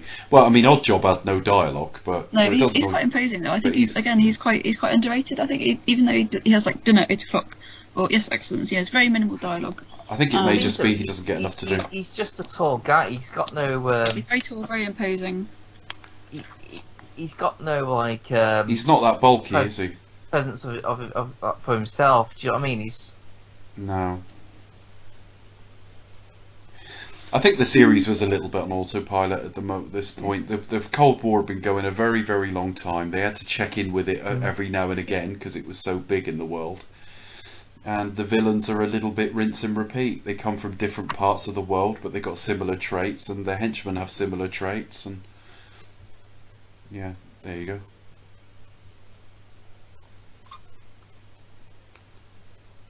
I'm never quite sure how much I like Camel Khan. I like the card sequence. I forgot about those two. What, the knife throwing act? Yeah. Well, they're more memorable. Yeah. As henchmen. Let's have a look. See what's in this book. Let's have a look. Have you got a copy of the book there? Have you? I've got a copy here. I'm just trying to tell us about it then. I was lucky to meet Delsing, who was a bit of shilling for Mark. I think Mark either listens to the show. We're certainly friends with him anyway. I think he might listen. Hi, Mark. He really enjoyed our Indiana Jones. Oh, did he? Good evening, Mark. Tell us about his book. Just having a little look. Just trying to find some stories about Biddy, basically. So, are you saying you haven't been asked to read it yet? No, you got to make some shit up because we're online. No, I've got it. I have read it from cover to cover, definitely. Okay. Let's have a little look. So yeah, obviously he was Delsing, who's lovely, really kind gentleman. He did an amazing DJ set as well, which is very cool. Was like chief turban tire for Kabir Bedi during the film. Let's have a look. And it was quite interesting because basically I think he was due to wear Bedi was due to wear like a completely different costume, but they did it all to kind of to tie in. Sorry, pun intended, to match the turban that he wore. Ended up kind of making him look a lot better. Right, so let's have a little look. So is it just about locations for Octopussy, and is it just about the train? What is it? So yes, lots of different things really. It's all about the history of the Nene Valley Railway, how it got started, obviously, because it's a well preserved heritage railway, definitely. It's all behind the scenes from the cast and crew, from the volunteers and the staff of Nene Valley. More widely. I feel guilty now. He's listening to a film I don't like much, but there you go. Show it. But yeah, okay. It's okay. Yeah, no worries. Yes, let's have a look. Yeah, so he was obviously trying to tie this tie, and Del says, "Yeah, I said to Kabir, you're a tall guy, so really sets your turban off. You need this a little bit. What sets you off the rest of it?" And we did that. All the costume people were saying it looked really smart because it went with his size, because he's quite a tall guy. Yeah. So he says also for an Indian guy, Kabir was quite unique because he had piercing blue eyes and quite light features. So with a grey turban, he looked really, really good. Otherwise, he would look like a matchstick. It says working with the main henchman in Bond film was a memorable experience for Del. Del says Kabir was lovely, a really down-to-earth guy. He started off life in Bollywood, but he made that transition across. He made an Italian series called Sandakan Pirate, where he come to prominence. But obviously only found out about his career after he told us. And yeah, he was really polite, very modest. And admitted this was the probably biggest film that he got. It obviously worked for him as it gave him a springboard into America with Dynasty. He was in Dynasty? Gobinda we're talking about? Apparently so, yep. Right, let me look him up. I'd say that probably is probably the biggest sort of known films that they kind of worked on. But it's one of those another instances where obviously I think he's quite sort of fearsome. Like if I was, to be honest, like if he'd been able to attend this event, I would be like quite scared of him because his character's quite. You don't know, do you? You don't know how he looks these days. But no, but apparently, like because I did ask Dale, I think, what was it like working with him? Because he's quite a scary character. He doesn't say much, but he's quite imposing and he gives quite a piercing stare. And he says, "Oh no, he's a big pussycat. He's lovely." And obviously, Now, I'm seeing photos of him in later stuff, and there's nothing scary about him at all. No, that's it. I'm sure he's lovely, but which it's suggests he's actually pretty good at what he does. Yeah. But I bet he'd be lovely. He seems to be doing stuff back in his native lands now. Yeah, I think he wasn't able to attend the Nene Valley because he was doing a book signing in Spain or somewhere. Yeah. And I think Go back a bit there was also the new fan club that's opened up, 007GB. They had an event this weekend aboard HMS Belfast on Saturday. Now, he was in 75 episodes of The Bold and the Beautiful. Oh right, I don't think I've ever seen that. Yeah, but that sounds like American daytime soap, doesn't it? Mm-hmm. He was in one episode of Team Knight Rider. He was in the Highlander television series. Are you sure he was in Dynasty? I haven't got to that yet. Magnum P.I. Beverly Hills Bunts. Do you know what that was? That was No. They tried to spin off Hill Street Blues into the Bunts character, which was Dennis Franz. Dennis Franz before he did NYPD Blue. He was in an episode of Murder, She Wrote. Stingray. 1987, that can't be the same. That's what it said in Mark's book. That's what I just got to go by. The original Knight Rider. No, I think you've got the soaps maybe mixed up, but yeah. That's what Mark said in his book. I'm sorry. Well, it's not on IMDb. That's all. No, that's fine. But that doesn't mean he isn't correct. Well, this is it. And this is as an actor. I mean, what I'm not sure about whether he might have done Mark's something. book is very well researched, so I'm just going by what's in the book. I'm afraid. Well, he was a writer and additional crew and stuff as well. Yeah, so you don't know. Yeah. Yeah, obviously he's very. Anita and Me. He was Anita and Me. Wow. Additional crew. Okay, videos. Kismet, classic film Kismet.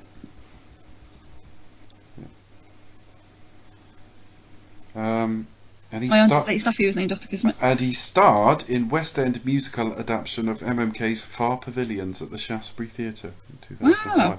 So he's actually done stage musicals. Yeah.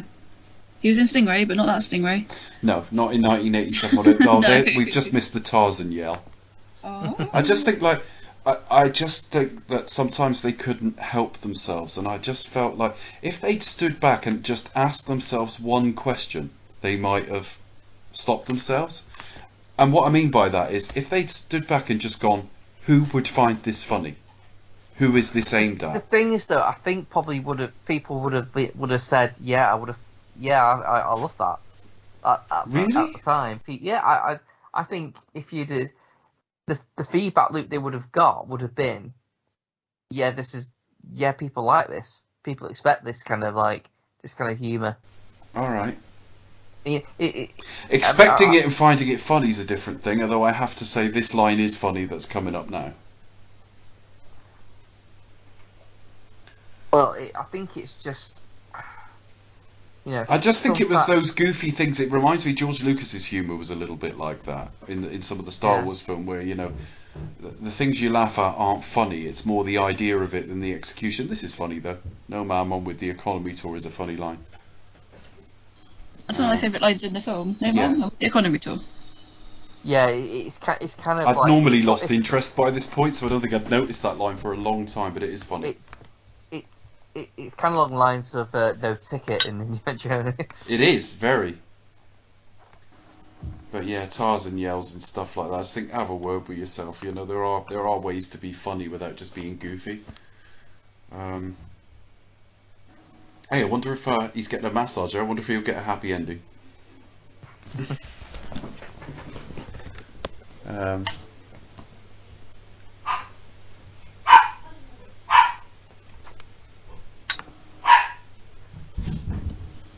Does Holly need the bathroom? Daddy, let me out.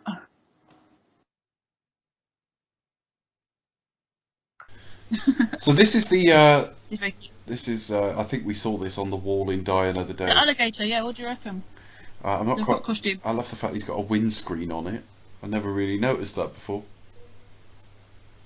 I don't know. Again, is it meant to be funny? Is it meant to be I don't know. I don't think it's I don't think it's a fantastic visual or joke, but it's okay. But then, you know, Sean Connery, you know, was wearing a dinner jacket under something similar. That pigeon, didn't you? Yeah.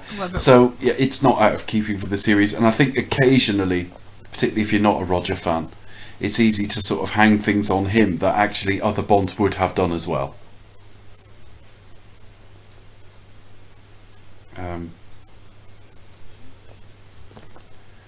Roger Moore appeared in 7 of these, but that mole on his face only appeared in 6. He has plastic surgery before the next film. He did have it removed, didn't he? And I don't know why he's dressed here like he's about to go on Country File. He just looks like he's about to present with John Craven. But he does it with such casuality. Yeah. I don't know what they were thinking sometimes with this.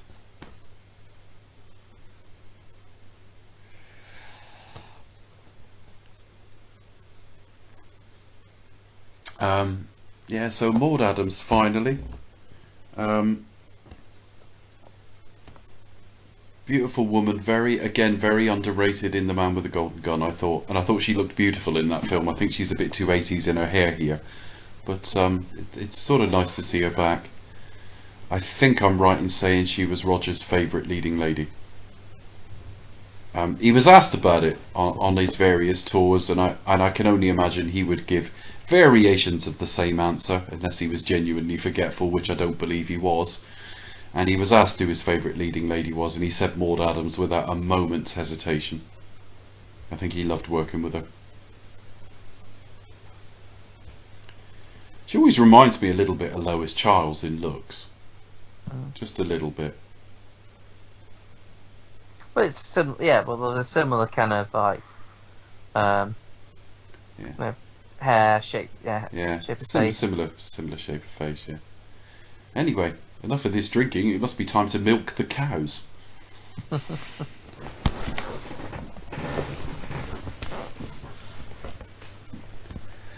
This is the story you're on about, Becca, and I need to read it again, and we'll cover it, or we will do all the books at some point. Unless we get 3 in, and Chris is like, I don't like this, I'm really struggling. We'll try and do them all at some point.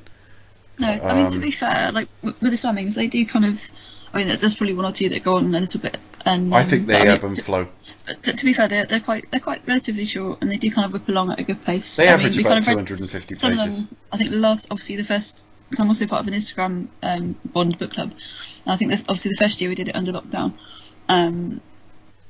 We went through all the Flemings, and then the subsequent years we've gone through and kind of maybe done some continuation novels or books that kind of remind us of Fleming, or like some of the non-fiction. Like for example, we did one of Raymond Benson's books. We had him on the show, which is really good. Awesome. Not our show, but in our group.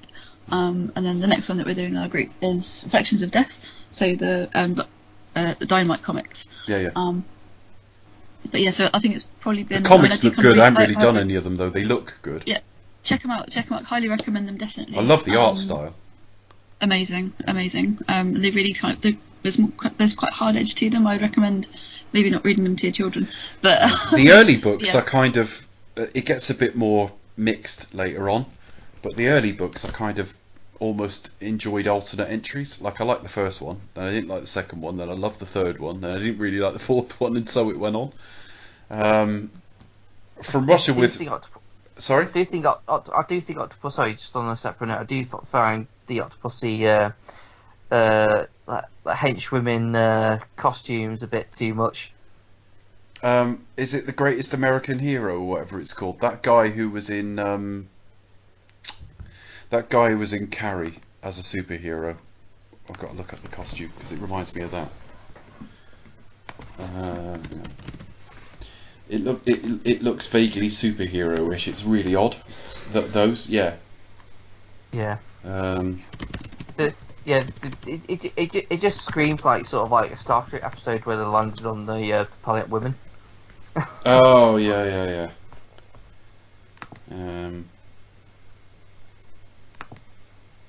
Google image search The Greatest American Hero. I'd rather not. And you'll see it. There's nothing crude there. Okay. I promise you.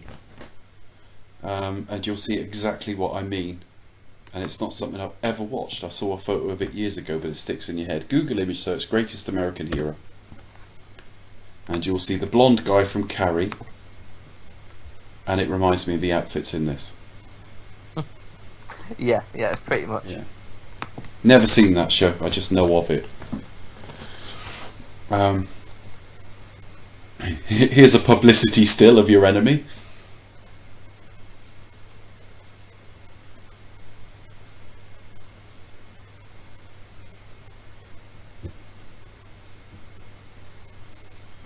And I remember the first time I ever saw that, or the first time I remember seeing that sort of buzzsaw thing, thinking, well, they can't kill Bond with it, so I bet VJ dies that way, and I was right, and I was only a child when I saw it. Yeah, because I just thought it was a bit obvious. I thought it's a bit weird that, like, it's not, obviously it's quite an iconic moment in the film, but it's not something that Govinda does. Like, he doesn't use it. Like, obviously Oddjob had his bowler hat. Yeah. Jaws has his teeth. Yeah. Govinda, obviously, he has a stare down, and he's quite handy with a scimitar. I think the problem is he served his purpose now. If you it's done and dusted. What are we watching now? You don't. Him and Khan are matching You as well. don't really need him in the film anymore, so you got to get rid of him. And I think it's one of those things that's come up in script development, and it's a bit messy. I could almost imagine there was a draft of this where they almost forgot about him, or forgot to off him, or forgot to get rid of him, and then they're like, well, what about BJ? It feels like a bit of a hasty rewrite. I might be completely wrong on that.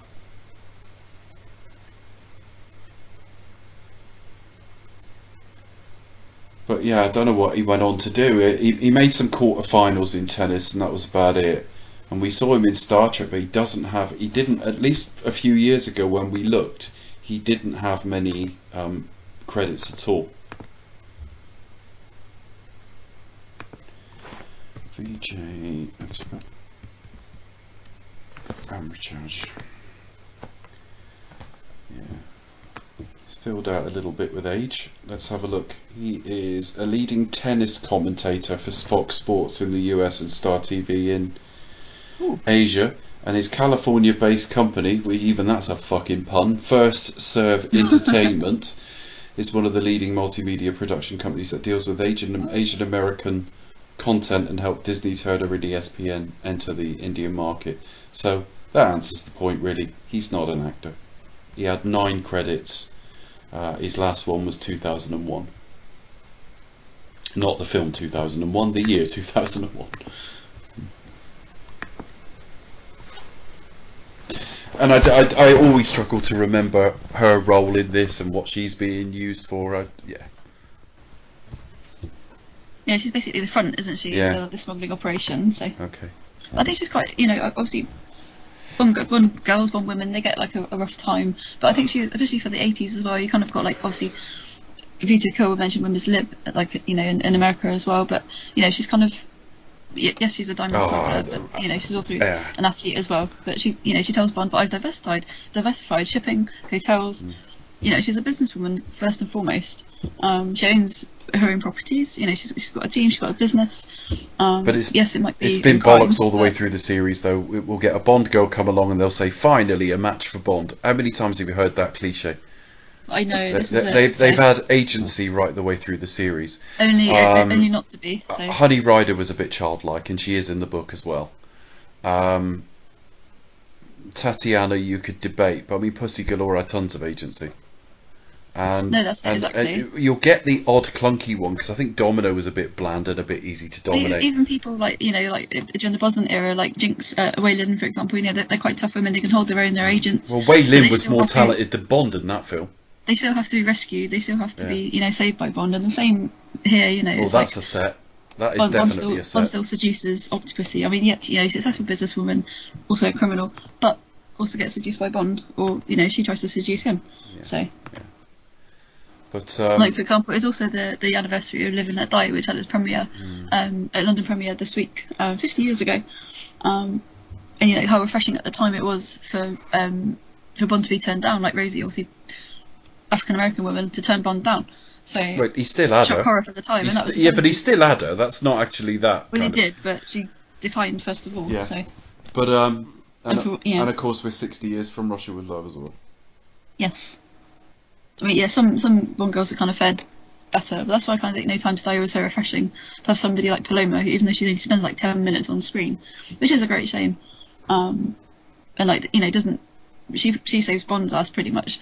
Doesn't need to be rescued by him. And likewise Naomi as well. She saves Madeline and Matilda off the island. Doesn't need to be seduced or anything I've got by so Bond. much feelings about it now because I don't want. Brosnan is shorthand for what I'm trying to say. I'm not having a go at Brosnan particularly, but I don't want that era back where they were kind of disposable and written in a bit of a hurry and a bit crap every couple of years, and they did all right, but they weren't really achieving anything but spinning their wheels. I like the fact that Craig era tried something new, but I would actually like to see Bond enjoy himself a bit more.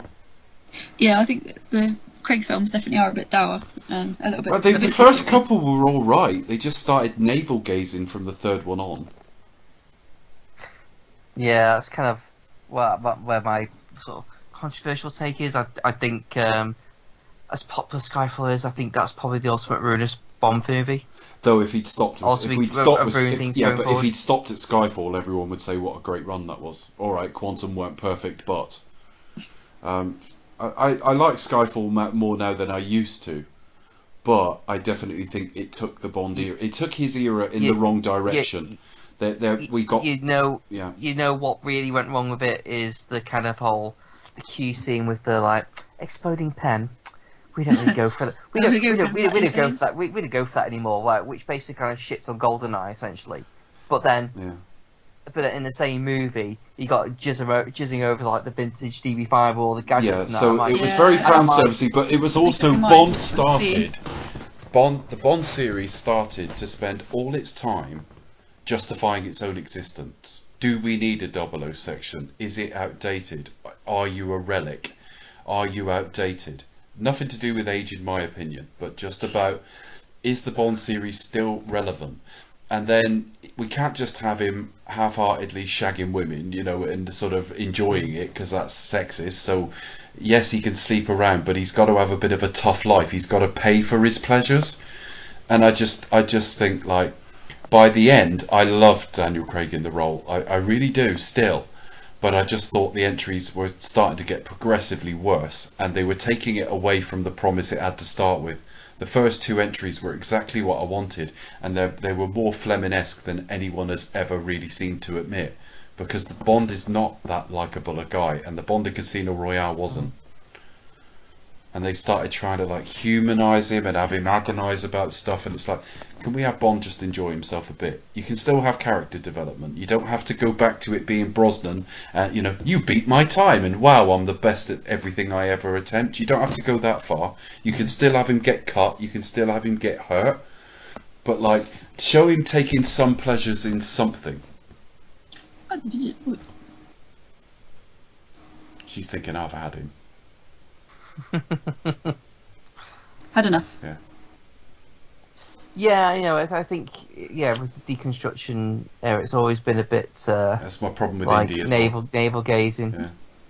My problem with indie as well. It's like they're just not wish fulfillment anymore because, you know, woe betide they have any fucking fun, because it's either seen as too shallow, or it's seen as like not punishing them for their foibles. I suppose, I don't know. And the thing is, I'm on board with it to a degree. I thought the Brosnan era, for example, was quite dreadfully thin. So to try to put a bit more meat on the bones is fine. But by the time you get to the end film, I remember there's a sequence where he first meets what turns out to be his daughter. And he says, you know, I wanted everything with you and everything and stuff like that. And I'm sat there thinking, we're with, like, this secret agent all British boys wanted to be at one point in their life, and I'm feeling sorry for him, and I'm thinking something's gone wrong here.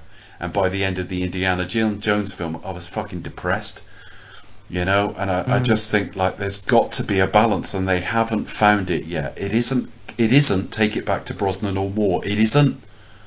There's a middle ground they haven't struck yet. Casino Royale was there because I laughed plenty at that film. And although he had a tough time at the end of the film because of what happens to Vesper, there was plenty about that film that, like, I thought he was enjoying. You know, Yeah. he did enjoy the little warm-up card games where he ripped off that bloke and shagged his wife, and you know, I thought they had it right for the grittier end of the Bond spectrum. That's how you do it. I mean, the things that you can do, like fast and loose, kind of like Yeah, breezy, kind of tone, but with shades of grittiness, yeah, shades of grit. yeah. You can have or anything you want. You know, it is doable. You just have to sort of stay Yeah. true to Just don't well agonise the actor over you it. have. Yeah. The actor you have. Yeah, and so the Craig version was never going to be happy-go-lucky, and I'm all right with that. Yeah, I'm okay with them not being happy-go-lucky. I get that. I'm not even quite sure what I'm saying because I don't regret the Craig run. That's not what I'm saying. But I just think by the final film I was feeling sorry for him, and something sat very uncomfortable with me about feeling sorry Yeah. for James Bond. That's not right. You can feel sorry for him in certain scenes, like when say Vesper dies or Tracy dies. That I get, or when he realizes he's being betrayed by Elektra. You can feel sorry for him in moments, but you shouldn't be looking at him thinking what a horrible life he's had. Which is where I got to with Craig. Mm. Yeah, I kind of found Craig like a complete missed opportunity in the end because just how Because great Casino Royale he was. was that good. He was that good. Yeah.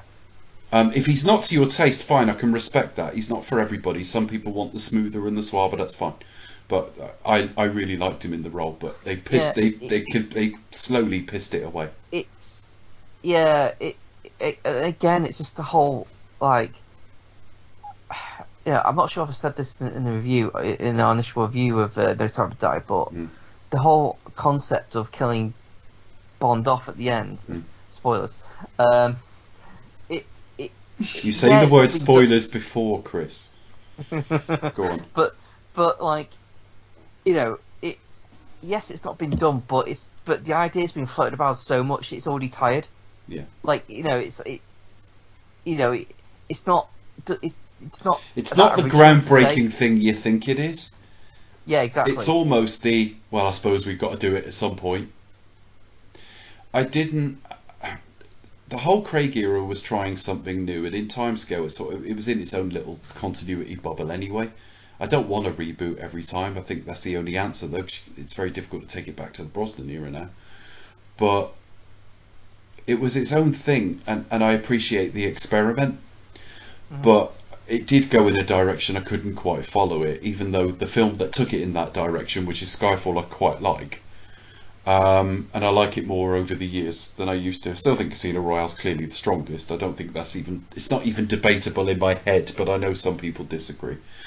Quantum is just a mess because of editing, but I like the film that's in there. It's only spoiled in execution because of writers' strikes and let's get what's hot right now, which was the Bourne editing team. So, but yeah, it went in a direction I didn't like. So by the end, I was a bit tired of it, and I just thought that was a shame. But what I should never do is look at Bond and think your first love betrayed you. Then you were basically everyone you've cared about has either betrayed or died or left you, and so you've had a terrible life, and your best friend died earlier in the film, and the M you respected so much died, and you just start looking at it as life and going, I wouldn't want that. Whereas even in the books where he's dour and, dare I say, more Craig-like, yes, Craig is more muscular and he's blonde, I get all that. They have made adaptations to the fact they're movies, but the essence of the character is very much in there in the Casino Royale film. But he did enjoy bits, like if you remember Becca, he eats quite frugally at home, but then he goes away on a mission and it's like a pretty much open-ended expense account, so it's like, well, I may as well enjoy this.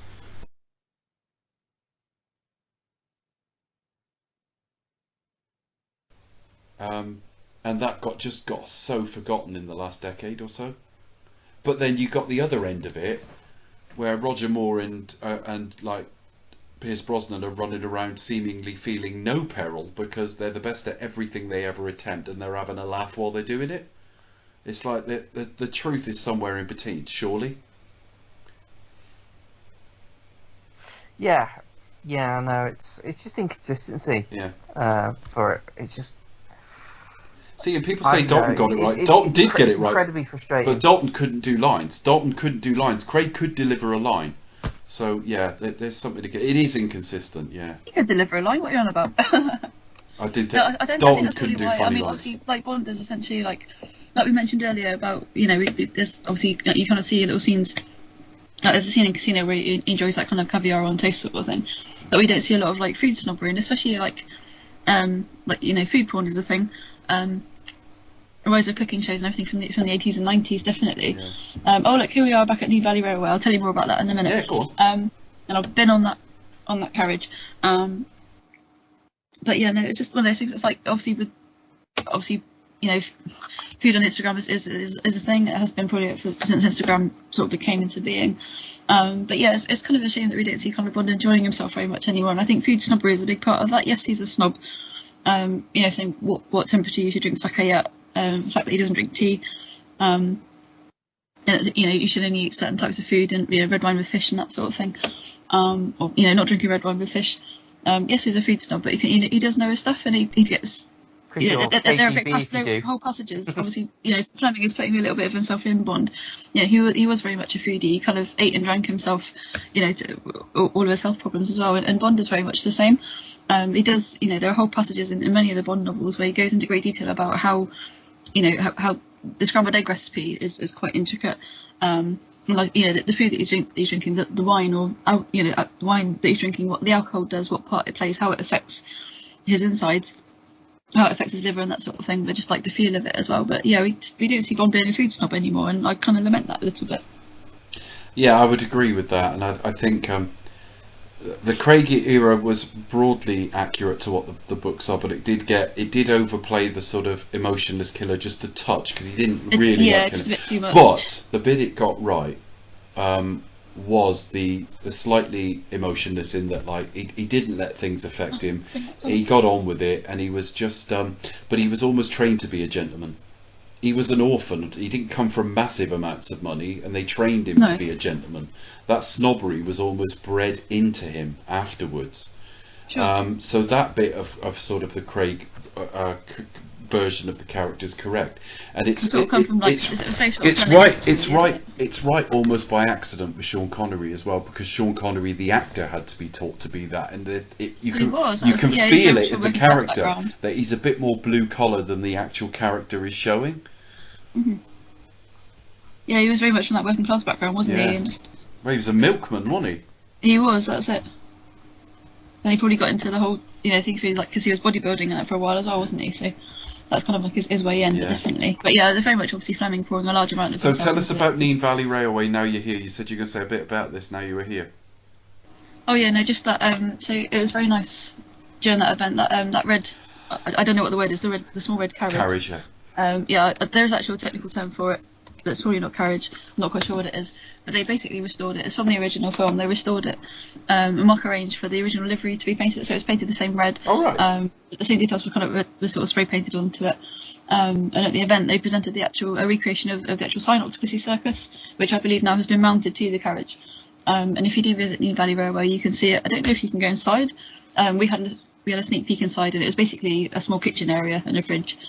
Just sort of food prep area basically, and a bit of storage. So it's not very exciting, but it was good fun. We had lots of but you're interacting with a bit of your own personal history, because you've always loved this series. Cool. I do have all the time for that. It's great. Yeah, and it was amazing. Like some of the staff and volunteers have done there, just really incredible. And it was good. Like the bit where we saw a few scenes ago, where Rogers kind of obviously infiltrated the circus and carrying all the luggage and loading it onto was actually shot at Neen Valley Railway. And on the last day, on the Sunday, it was basically a meet and greet signing with all the cast and crew, those who were appearing at the event. It was very, very hot this weekend. Oh my gosh! So fair play to everybody on this.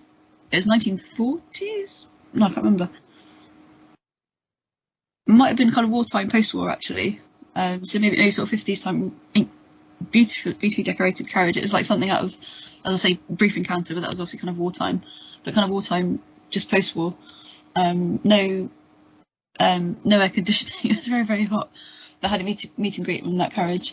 In this scene with the is that Olaf? Coming down the stairs, we went to this actual tunnel where they filmed it as well, and that was really cool to see inside. I didn't feel very safe walking along the train, not walking on the train tracks obviously, but next to it. And I was thinking, how safe is this? Obviously, there are no trains coming either way. So extremely safe then, if you're not going to get hit by a train. It kind of been blocked off. But it doesn't feel safe.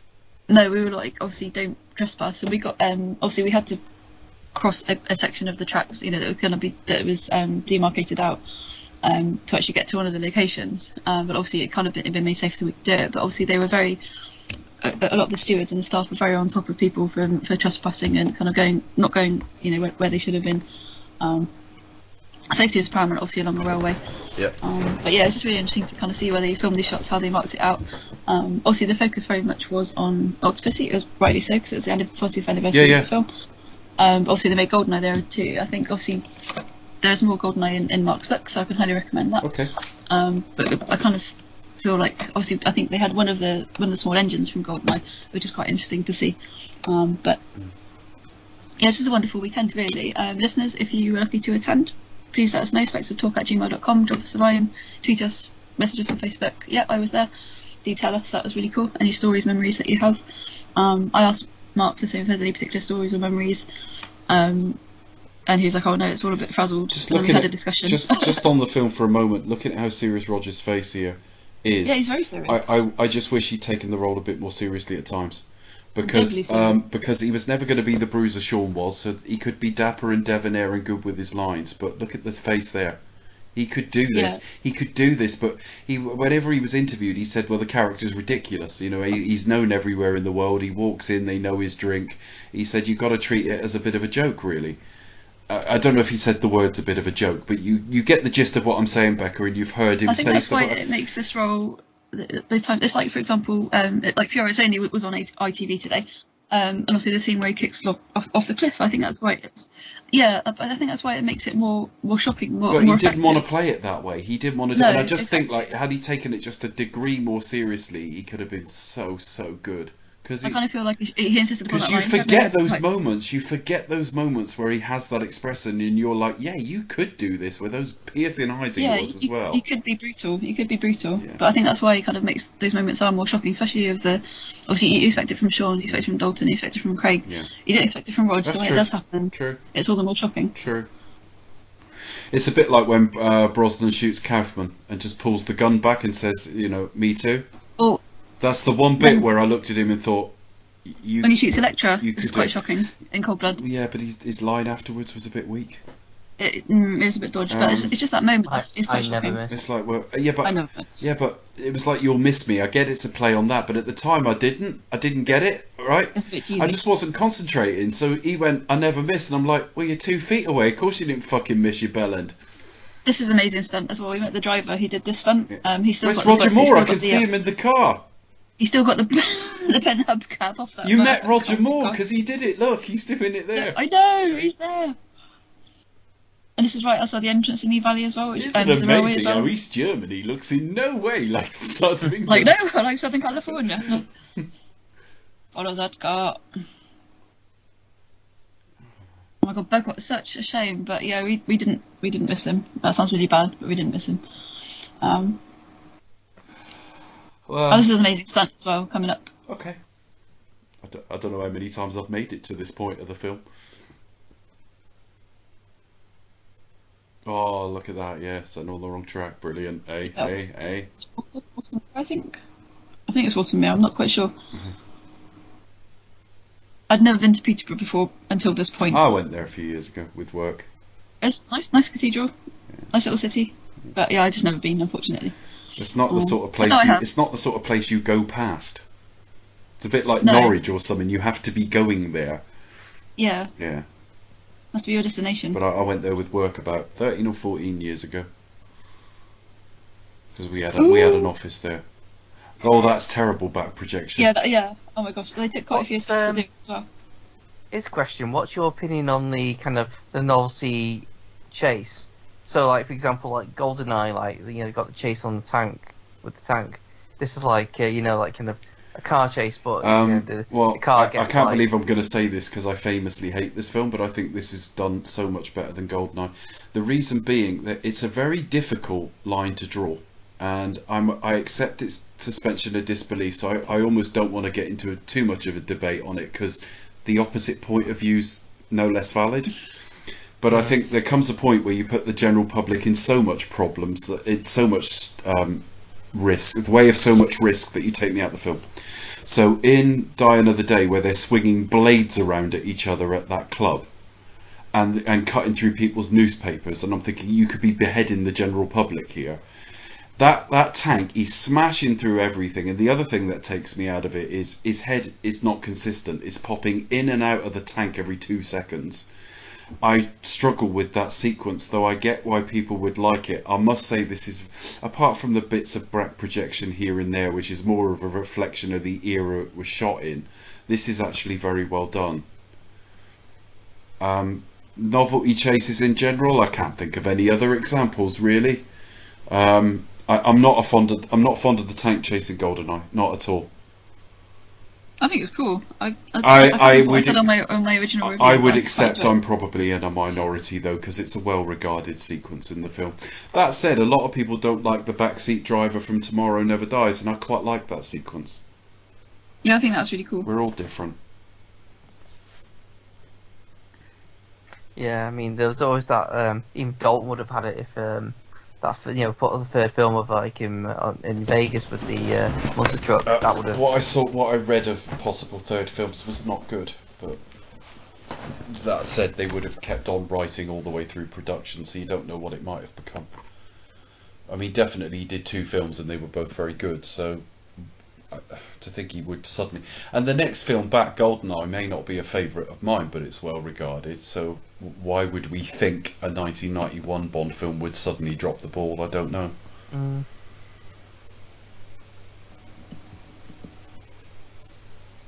As much as I wish we had more Dalton films, I do think the break probably did us a favour, because it was all starting to look a little tired. And when it came back, it had new creatives and a new MI6 team, and visuals had gone a bit further, and the Cold War had ended, and they'd had a bit of time to think about what they wanted to make. The only thing they did wrong is they made Brosnan a bit too greatest hits, but at least it got a bit of a new lease of life. I don't know why you keep trying to move. You're not going to catch the train. Oh, if I just pull a bit harder on this track, I'll get there. That's quite funny as well. We also all tried to recreate the scene by going, I would be a hero of the Soviet Union. It's quite funny. Yeah, for those of you who attended, we all had to go and try to recreate the scene. It was a bit of a laugh. I think also, obviously, JBR were known for their sort of location visits. I believe Chris and a few other members of the team did a scene recreation. Not sure which one. I wasn't a party of it. I was elsewhere exploring with other members of the group. But I think that's going to be coming soon, so keep an eye. Obviously JBR has ended, but they still pop up from time to time. Keep an eye on their Facebook, on the YouTube. I'm sure they'll all be revealed soon. Okay. Well, I think I still follow them. The only thing that makes me not sure is when they ended the podcast, I was like, well, there's nothing there to follow now, and I live a little too far away to go on many of the day things, so it's possible I unfollow, but I don't think so. I still see things. Yeah, I still kind of follow them. They've got a trip coming up in the last weekend of July, and then there's another trip planned later on in the year. Yeah, I think the community's kind of still going, even though the podcast has ended.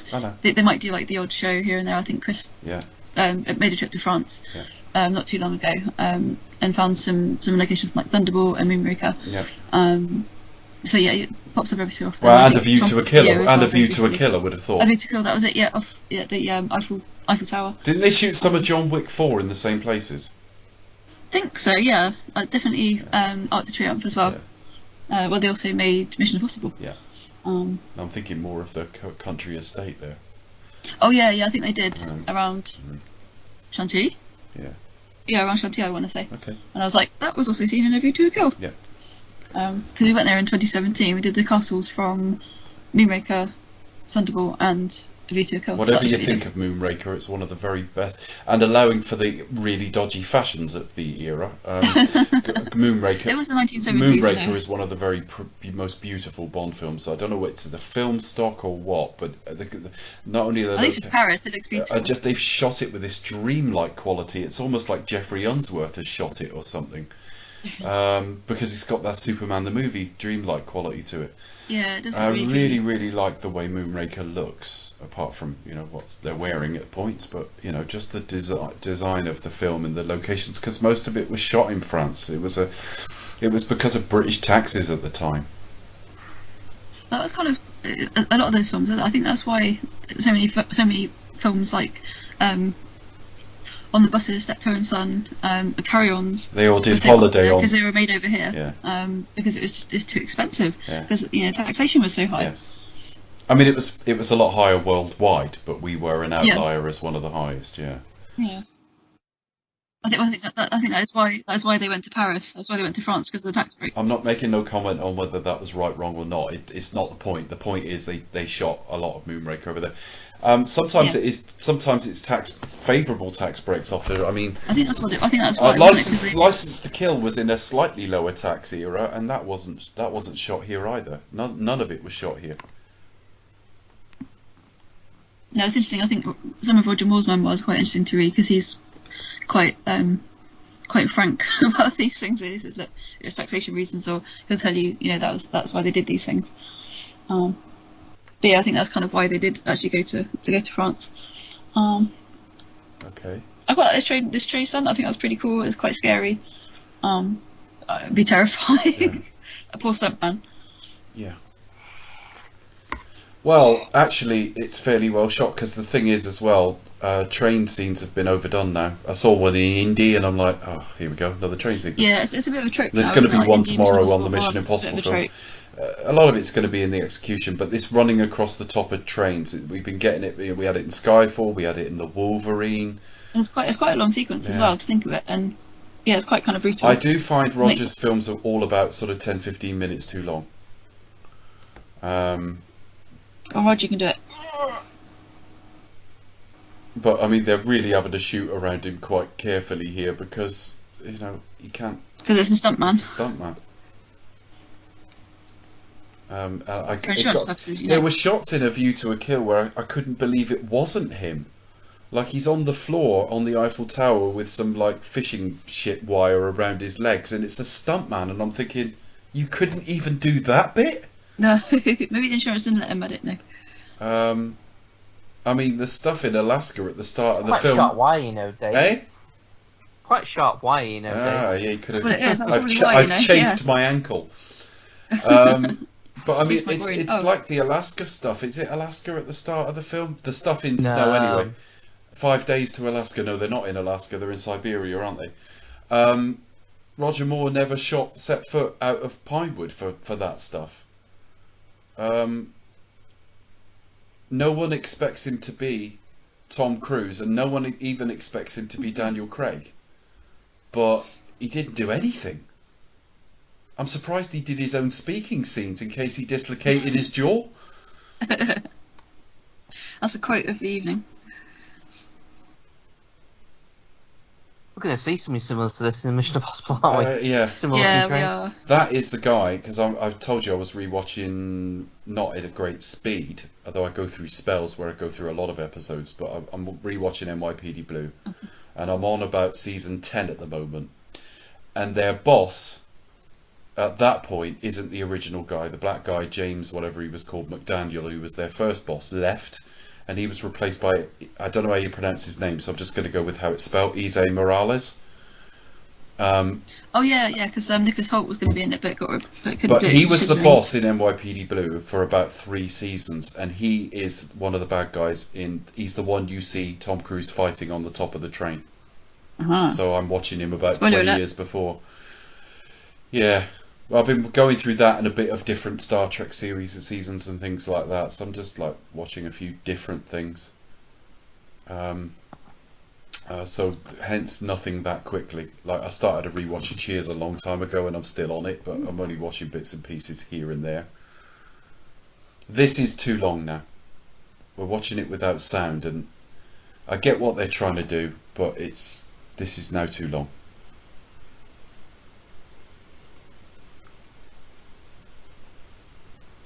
Oh. Twat. And that makes that. They are knobs, aren't they? This is very much going to be a Roger move. Is that Pinewood Black Park? I don't know where that bit is filmed. I'm It not sure if looks that's a bit Black in New Park. Valley. I wonder if it is Black Park. Um, I think we'll be going there with JBR in a couple of I weekends. I feel like Black Park doubled for everything. I think you see the ocean and you go, yeah, that's Black Park, that is, and then you see a Lamborghini and you go, yeah, that's Black Park, that is. That's actually a tree. No, it's a Lambo. Yeah. Oh, look, it's Herbie. Oh, I showed my wife the Love Bug and she didn't like it. I was gutted. Oh, Fucking Herbie. How can you not like Herbie? how could you not like Herbie? Oh my gosh. Yeah. I won't tell Rob Smith because he's got he's a massive fan of Herbie and he's actually got a Herbie. Sort of vintage Beatles, things like that, which is very, very cool. Yeah. Um, But the Love Bug's awesome. And Herbie goes It's to Monte iconic, Carlo it's when he iconic. falls in love with a Lancia. It's fabulous. The rest of them aren't that good, to be fair, but those two are brilliant. Yeah, they're classic. What about that remake with Michael Keaton and Lindsay Lohan? I didn't see that. Michael Keaton, what? Michael Keaton. There was a remake with Michael Keaton. Do you mean, That's not is that the Lindsay Lohan one? Yeah. Oh gosh, Oh, yeah, the no, yeah, full- yeah. The only thing they Wait, did I in do- that, they made the headlights more like eyes. Herbie was slightly more expressive, but other than that, it was a pretty straight Herbie film, actually. It wasn't. Okay, yeah, 'cause it was she was okay. like a mechanic working on the car, wasn't she? But I remember the first one I ever saw was Herbie Goes Bananas, and that was really not very good. I watched it a few years later, and it wasn't good at all. Yeah.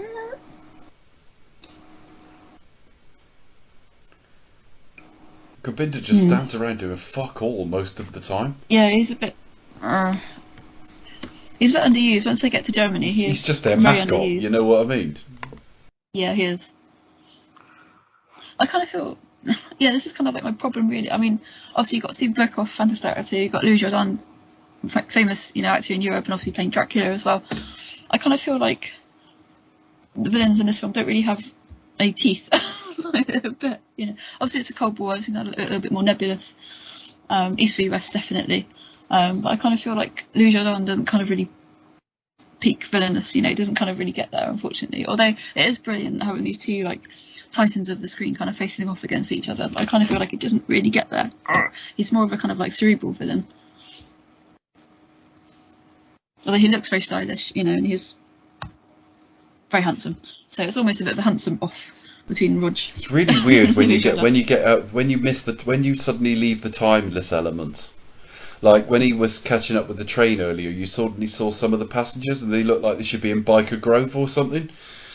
And then we cut away from it and you're suddenly seeing like an 80s Fiesta or something. It really pulls you out of the timelessness of it somehow. Yeah. It was the 1980s. Oh, excuse me. Don't. Wrong film, but never mind. Oh!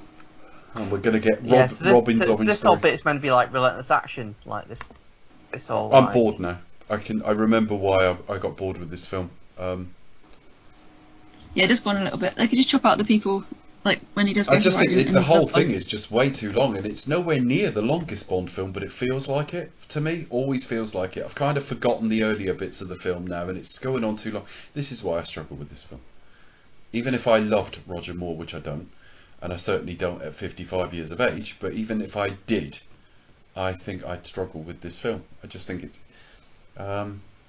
I don't know. It's a bit like, I think it's a far better film, but it's a little bit like when I watched Thunderball. It's like, because just on Thunderball, if it was in, you've got to think of it as it was released at the time. At the time, that photography was so innovative, it would have had a massive wow factor. But because it doesn't have that now, what we're left with is a film that is 25% people swimming very slowly and fighting in this like really slow manner. And I think a lot of the people who made it aren't that fond of it. And I'm a little bit with that, like I am with this. I'm just thinking, oh, get to the end, don't you? I prefer Thunderball to this. Thunderball ranks, I think, just in the second half for me. It's like halfway-ish. But I appreciate it's bloody slow, and I have that problem with Octopussy, but the difference is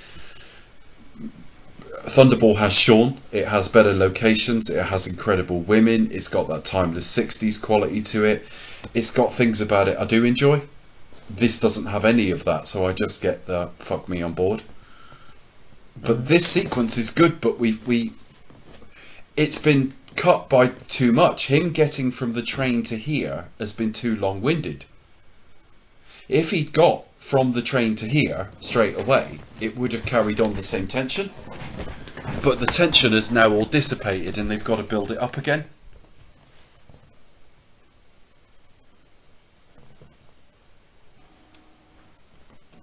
Yeah, because it feels like he spent too much time on the train and then had to find his way all the way back. It reminds me of the Spy Who Loved Me, when he's got to make his way back to the office and in Cairo or wherever it was, and it just takes so long. It's like that.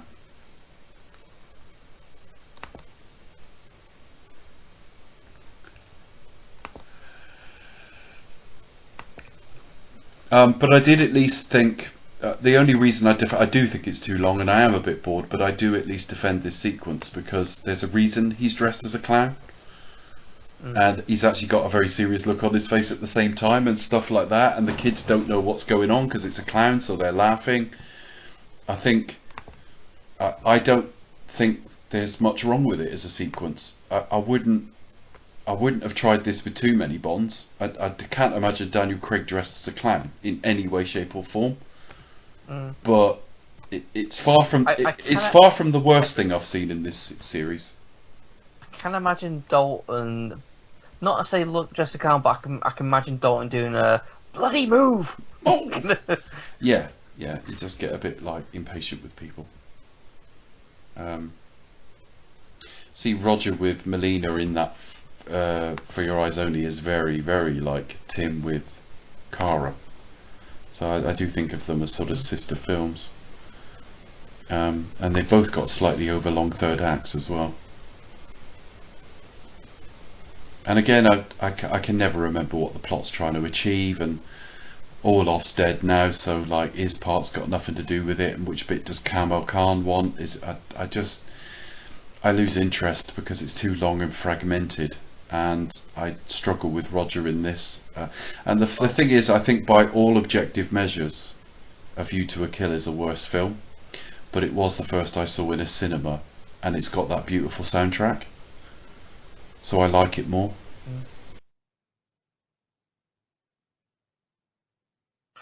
Yeah, again, A View to a Kill is almost like a bit of a wasted, again, a wasted opportunity. It's a wasted entry because he shouldn't be there. So the moment they announce it, you're like, well, this ain't going to be that good, is it? You know, I'm thinking as if it was now, you know what I mean? And it's one of Barry's best themes. It's one of his best scores. It's his best score for years, actually. Probably Moonraker was the last one to that standard. Well, he'd only done one in the interim, actually, hadn't he? He'd only done this one. But this one's a bit nothing. By Barry standards, they're still good. Yeah, I remember that not being able to... But again, there was something very similar to that in The Spy Who Loved Me. They've got nothing new to do with Roger. He disarmed a bomb there where you couldn't touch the sides and stuff. A View to a Kill is almost parody though, because he's an old man on a balcony talking to another old man about how he'll have to give his body to this young woman. And I'm like, no one's shagging you, mate. Honestly, if this was real life. You do get age gaps and you do get older action stars, but it's about the energy. He wasn't 57 as we understand it now. It wasn't 57 as Liam Neeson was when he was 57.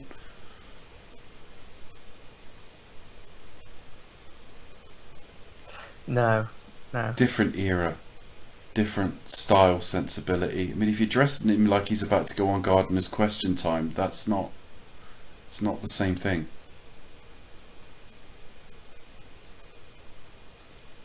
And you know, when you look at how much Craig damaged his body making Bond, you're thinking, well, maybe Roger was wise to say, I'll sit this out, they're paid to do it. I mean, Craig fucked his knee, his shoulders, he had teeth knocked out, he screwed his ankle, broke his leg, you know, an awful lot. He finished with a lot of injuries that will probably you'll always have to live with. Yeah, I don't know, he knocked his teeth out. That was, I think it may have just been caps, but it was a fist fight mistimed on Casino Royale. The press got hold of it and made it into something it wasn't. Yeah, I kind of remember that. We talked about it, but he definitely did a lot of damage to his knee. Brosnan damaged the knee on the last one. That was a sign he was getting too old, because he said I didn't warm up enough. Well, younger actors wouldn't even have that problem. But I mean, Roger obviously presumably never really got any injuries, because he never did anything more beyond some of the fist fights.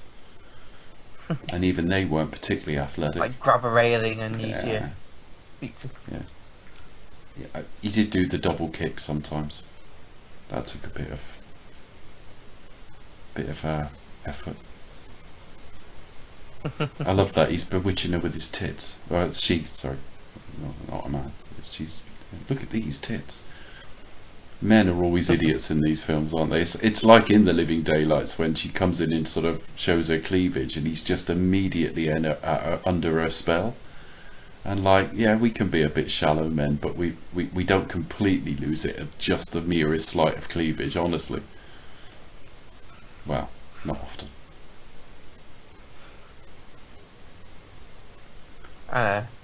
I think it's just a trope of a gag now, isn't it? Yeah, I mean, it was played as a joke, and it was the one bit of The Living Daylights that you're like, this was written when they didn't know who was playing Bond. And it works okay. It doesn't ruin anything.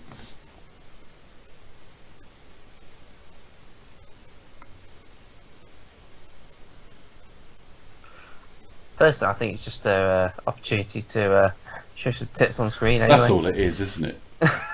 It's look, cleavage. And it was a nice cleavage, I must admit. That's where I knew nothing about the bomb. So she's been used.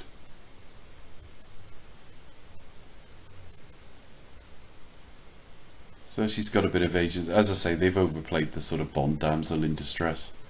Some of the early Roger Sean films were a little bit problematic, and certainly as late as Roger trying to break her arm in her previous role as I've suddenly blanked on the name, Andrea Anders, in The Man with the Golden Gun. Roger tried to break her arm, or threatened to break her arm, and that's not dated very well. No, well, I mean, that's him trying to be more Sean. like, Bond. It just didn't suit him, and they didn't know what Bond he wanted to be. And I do think, you know, the Saltzman Broccoli split, and the 3-year gap, and the sort of change of writing teams and everything else, and getting Lewis Gilbert back, they just had an opportunity to go, what do we really want this to be? And they really sort of decided, let Roger be Roger. And it was a wise decision. He may not be my favourite, but if you're going to have him as James Bond, at least let him play what he's good at. I wish he'd taken it a touch more seriously, but only a touch.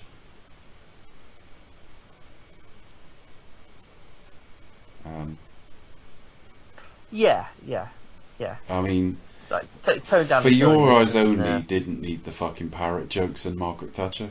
And I just think it doesn't actually do the film any favours. It doesn't quite ruin it for me. But I mean, imagine that in The Living Daylights or something. The parrot technically is, but you get my point. And it just doesn't really work for me. And I just think, like, if you weren't desperately going, how can we make this funnier all the fucking time, and looking for a gag all the time, and just let the one-liners come to you, like in The Spy Who Loved Me, where they genuinely did present themselves, you'd have been a little better. I mean, James, I need you. So does England. I mean, that's fucking brilliant. Tell him to pull out immediately. It's brilliant.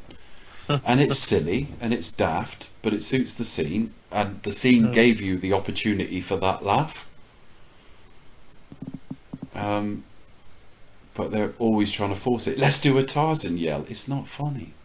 Somebody presumably laughed, but I don't know. When people say they want to go back to a suaver or lighter Bond, I don't think they're thinking of many specific jokes. I think they're thinking just more of the tone, because the jokes weren't funny, by and large. It's just a bit of I think it's going to be a bit. Suave tends to be the movie fans. They grew up with a Brosnan or something. They think his hair should never move, and he's like instantly exceptionally sexy in all scenarios. Because the book Bond isn't particularly suave. He's a bit of a woman. He is a bit of a womanizer, so he has an appeal to women, but he's not sort of sexy in that way. Sean doesn't look like the description of him, but he embodies it about right, actually. Q's off for about an 8-some.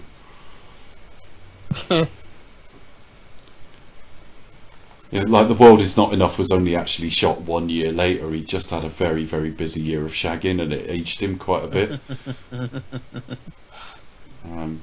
I mean, even the joke from Moonraker, is it from Moonraker? I don't know. I'll get to it in a minute. His hair's not moving.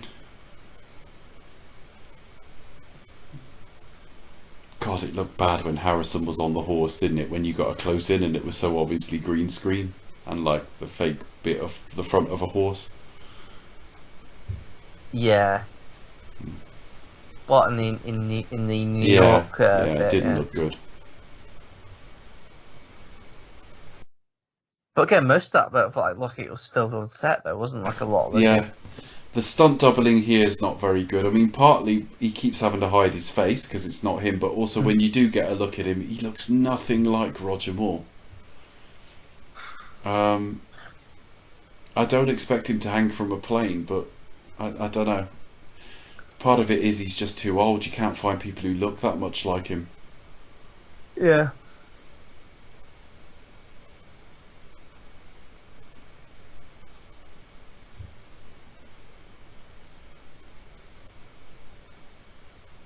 We haven't heard Becca for a while because she had to take a call and just said for us to continue. She will be back in a moment, hopefully. Yes, she needs to sign off, really, doesn't she? She does. She's muted at the moment, but she'll be back with us before we finish. Yeah. There's some good stunt work. I mean, I do think John Glen was very, very good at set pieces. Yeah, and you forget all this stuff. Because like even think like Moonraker, it's got to be one of the first time they've actually done that, of a free fall kind of like in the air kind of action sequence. I mean, John Glen didn't shoot that. And you just forget because it's Roger Moore and we think of him as the action light Bond, but they still gave him plenty of set pieces. It's just he wasn't on screen for large sections of it because it's all stunts. But then. Again, we're only talking about balance. We're talking about a guy who's too old who has to be doubled for so much that it keeps taking you out the scene because it doesn't look like him. And the guy doesn't give off the air of somebody who could do any of that anyway. So it's very difficult. I mean, that is so clearly not Roger Moore there, where we've just got to look at him. And then there we are against sort of blue screen. So, but we're not saying it has to be like Sean Connery. I mean... It's not Sean Connery, I meant Tom Cruise, sorry, in that we don't expect... There became a thing a few years ago where actors suddenly started talking about doing as much of their own stuff as possible. And actually, because of insurance, it was largely bullshit anyway. It was one of those things that people said, but wasn't quite true. And then you got to somebody like Craig, who was able to do a reasonable amount of it the first time out. But, I mean, A, they didn't do everything, and B, they did get injured quite a bit. We're just talking about balance. We're not suggesting Roger Moore should have taken his life in his hands. You know what I mean? Yeah. But yeah, by the next film, he's being doubled in sequences where you go, well, the character's not doing anything. Why is it a double? You're telling me he cannot be filmed stood up on the Eiffel Tower? He was a couple of shots ago.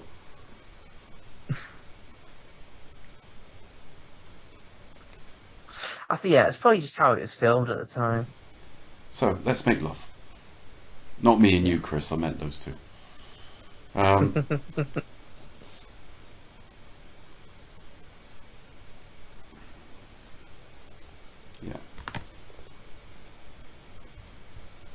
Personally, I thought the most unbelievable thing in that whole sequence was the French guy's accent and and moustache. Yeah. He managed to be real comedy French. Oh no, he's so injured. Look, he's badly hurt. That's what you think. Yeah, well, the evidence is in front of my eyes. He wouldn't cheat her, would he? I don't know why he's bothered with all that. I mean, when you think he's already had sex with her. Yeah, but look at his face. But I love Roger's expression. But he's already had sex with her. Why did he have to do all that bullshit? Was it a quiet game of you're not getting any cock tonight? Oh well. It was fun. But yeah, all very sort of safe and nice. It must. I don't know how much of a disappointment it would have felt after For Your Eyes Only, and I can't judge because I would have seen them around this time. When would I have seen them? I would have seen them early '85 probably, and I got them all from the video shop. But when you're a kid, For Your Eyes Only is quite boring, so I didn't really like it that much then. No, it wasn't kind of. It's a more character-driven piece, isn't it? Oh, I love it now, like but a 9-year-old me didn't like it. No. So I probably didn't feel the same way, but certainly as an adult, I would have been really disappointed by this. There's Octopussy. Mary Stavin was in this as well. Mary Stavin, yeah. Yeah, she couldn't make it. And to the weekend, gymnast but was she sent the video supervised by Suzanne Dando. She used to be on TV a lot in this country. The Suzanne Dando. Yeah, the Suzanne Dando. Didn't know that. Wow. But yeah, Mary Stavin. Mary Stavin, for anyone listening, was one of the Miss Worlds that George Best, the footballer, English footballer, dated. And he dated her around 83, 84, when he was like really late in his career somewhere.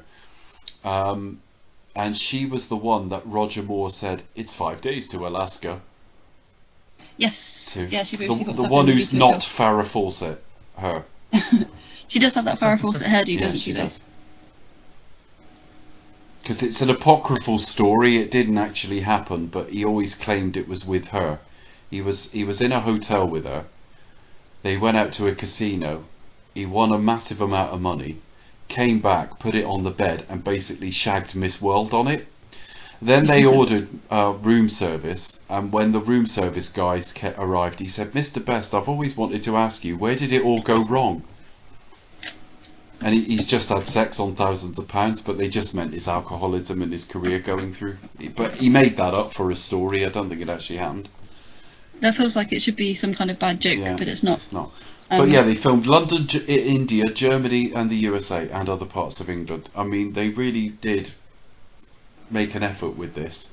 Look at all the bodies they've worked with. Utah State Film Commission, that was from where that was shot, that last bit. Dean Valley, From a View to a Kill. From a View to a Kill, yeah, using the book's film title. Yeah, they changed their mind before it came out. And there it is, Octopussy. My least favourite Bond film, and I managed to get through it without really slagging it too badly, I think. Is your opinion of it improved now, Dave? I don't think it'll ever change, in that I remembered, because I have a strange amnesia watching the film, in that I know I don't like it, but I always put it on with a bit of hope. And at points during that watch, there was a bit of hope. I was thinking, oh, there's a bit of tension in that sequence, or I quite like this bit, or I'm going with it. And I remembered when they were on the train, which I forgot was about to happen, I was like, oh, we got the bomb bit coming up in a minute. But the lull between the two bits killed it. So I remember the film fundamentally is not paced in a way I like, and it's too long. No, it does suffer a little bit. For me, it is like a film with two halves, pretty much. It's kind of like doesn't know if he wants to be like a fun film, a Bond film that's out there, or if he wants to be like a cold, a hard-nosed Cold War film. I mean, by the end of that film, you've totally forgotten VJ Armitage, and he was in most of it. Yeah, it's a shame. He's kind of underused. Villains are kind of underused a little bit. Don't really feel they have great teeth. I mean, Sir Roger looks great, but it's one of those films. It is very much a film of two halves there, and they don't really kind of intersect. But still, I had a great time with it. And I'm just going to give one last plug to the Nene Valley Railway event that happened in June. What, you want people to go back in time? I do. You're not plugging the event, are you? You're plugging. No. I'm really plugging Mark's book, definitely. So if listeners, sorry to bang on, but I thought as we're doing this Octopussy commentary, I really have to mention it. But yeah, listeners, if you're familiar with On the Tracks of 007, even if you are, that's great. If not, do check them out. I believe it's onthetracksof007.com, or just Google On the Tracks of 007 and you'll find it. Amazing website. As I say, they organise all kinds of Bond-related tours and trips. There'll be one happening again soon. They did one recently to Nene Valley and also to Jamaica, celebrating Dr. No and Casino Royale and the Thunderball. And they often attract, the surviving stars from the world of Bond. So it's really high caliber events. But yeah, shout out to Mark Hernandez, who wrote and compiled this book on the train tracks from Octopussy and Goldeneye at Nene Valley Railway. The book's available from all good retailers and also from On the Tracks of 007. Check it out. It's about £20. It's relatively cheap to buy, but it's full of amazing information and photos from also the staff, cast and crew and volunteers at Nene Valley Railway. Really can't recommend it highly enough. And it's quite nice because the Octopussy 40th anniversary event raised about £5,000, nearly £5,000 for the Nene Valley Railway, which is a heritage railway you can visit in Peterborough. Highly recommend that, even if you're not into steam. Like, sadly, I'm not what you call a train spotter. Not particularly interested in steam railway, but I went there and learned a lot, quite about the heritage railway. So it was really eye-opening and really interesting to read as well. So yeah, just sort of plug that. Really, it's quite interesting to see kind of where they filmed the various scenes, how they set up shots, and to kind of really get behind the scenes with the cast and the crew, and the volunteers of the railway as well. So it kind of I can appreciate the film more having done that, for sure. I mean, yeah, opinions kind of won't change a little bit, but I can appreciate how they made it and the setups and the choices that they made and decisions that they made. And it was just a wonderful weekend, and it was great to meet sort of Andy Bradford, Tony David Meyer, John Glen, they were both of his sons, Christine Wayborn. Oh my gosh, I can't believe we had dinner with her. That was amazing. And it's just a wonderful weekend. But definitely, I just want to plug Mark Hernandez's book. If you're listening, Christina, we're all available for dinners. Yes, this is it. Yeah, I can now say that I shared dessert with a Bond girl, so it's like, that's amazing. But yeah, definitely, I just want to just plug the event really, and plug Mark's book. And this is the perfect time to do that. So yeah, do check out On the Train Tracks, film Octopussy and Goldeneye at Nene Valley Railway. And thank you very much to Mark and Martin and Anders and to everybody who organised that weekend. It was wonderful. We left there on an all-time high. Oh, I see what you did there. Hey. I thought I'd spoon it in at the last minute. I'd try and cram it in. Yeah, only really works for that film, doesn't it? Well, it does. But it was fantastic. It was, they organised the Their Majesty's event back in 2019. If anybody listening went on that, I didn't go on it. I watched it. I wish I'd gone. Yeah, it's one of those. It's really kind of once. I couldn't afford it at the time. Once in a lifetime. I probably won't ever go there again, just for sheer cost. The thing is, it is a bit. If there's a will, there's a way. Because my thinking was I couldn't afford it.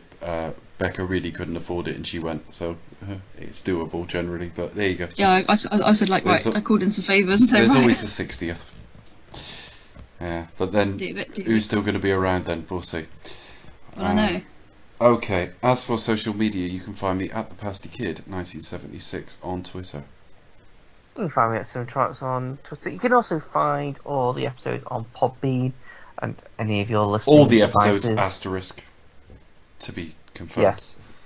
Yeah, Podbean, Podbay, Spotify, YouTube. generally where you can pick up your podcast. YouTube. And don't forget, listeners, wherever you do, YouTube, we're all on YouTube. And obviously, listeners, don't forget, wherever you're listening to us, please give us a review and a rating, possibly 5 stars if you can.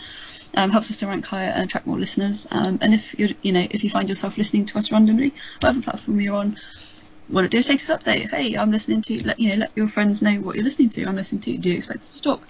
Just pop that link in your socials and share us if you can. That'd be lovely. Thank you very much. And is that our final Roger? Well, I hope I've got a few. I hope I've got a few more in me before I die. Yes, it is. This is why you said that. It is. Roger. Caveat: we lost 40 minutes of your audio in the Moonraker commentary. Yeah. So I want to redo Moonraker one day. There's only two. Oh, have we not redone Moonraker? We haven't yet? redone it yet, haven't we? Okay, well we've got that. We redid A View to a Kill. Listeners, if we redid Moonraker and we've forgotten about it, please let us know. But I'm pretty sure we didn't. We redid A View to a Kill because we didn't talk about the film. We had Mark O'Connell on, and somebody said afterwards, "I would have loved to have heard something about the film," and I'm like, "Yeah, fair point." Well, we are known for going off on Moonraker. tangents. I mean, there's a whole thought process about Foghorn Leghorn that's been lost. I'll say boy. Honestly, we discussed. I don't think that can come back though. Well, it can. It can. It'll be. It'll be. But it'll be very like the plot of Paddington 2. It'll have to be largely behind bars. Because Chris went on at length as to how we should have cast. They should do a live action Foghorn Leghorn film with Kevin Spacey doing the voice, but this was before any of. Yeah, now we can't say that. Well, we can, but it's just not as good. But yeah, there was some really good. But what's left of the show is me responding to stuff, but you can't even hear what I'm responding to, and it was really good. So I would still listen to it because it's a 2-hour film and there's like 40 minutes that don't quite make sense. But you know, if you and then also I can recount you with tales of how in 2017 JBR went to Drax's chateau. So yeah. So there's a chance we'll redo Moonraker, but our next priority with Bond. Yeah, we'll redo it. We've got Thunderbolt to do. We've got No Time to Die to do as well. So they'll come at some point. Although next up in the Bond series, we said we'd cover the books. And so we're going to do Casino Royale, and that's only going to be in about 3 or 4 episodes' time. We've got the next episode we'll sign off for in a minute, and then we've got to decide on what our next series is, but guys. Yeah, we'll have a bit of a discussion. We'll have a discussion. We're going to do a short series, and we'll do that, and then we'll do Casino Royale as a one-off. Yeah. We don't know if that'll be a half-hour episode, an hour episode, or an hour and a half episode. Who knows? Find how much. We're still working it out, but as soon as we've got our next series lined up, because we've had to do a bit of reshuffling. But yeah, as soon as we've got our next series lined up, there's a bit of organisation I have to do behind the scenes. But then as soon as we know, we'll be able to let you lovely listeners know. So yeah, next weekend we will record a new episode for an existing series, which means, Becca,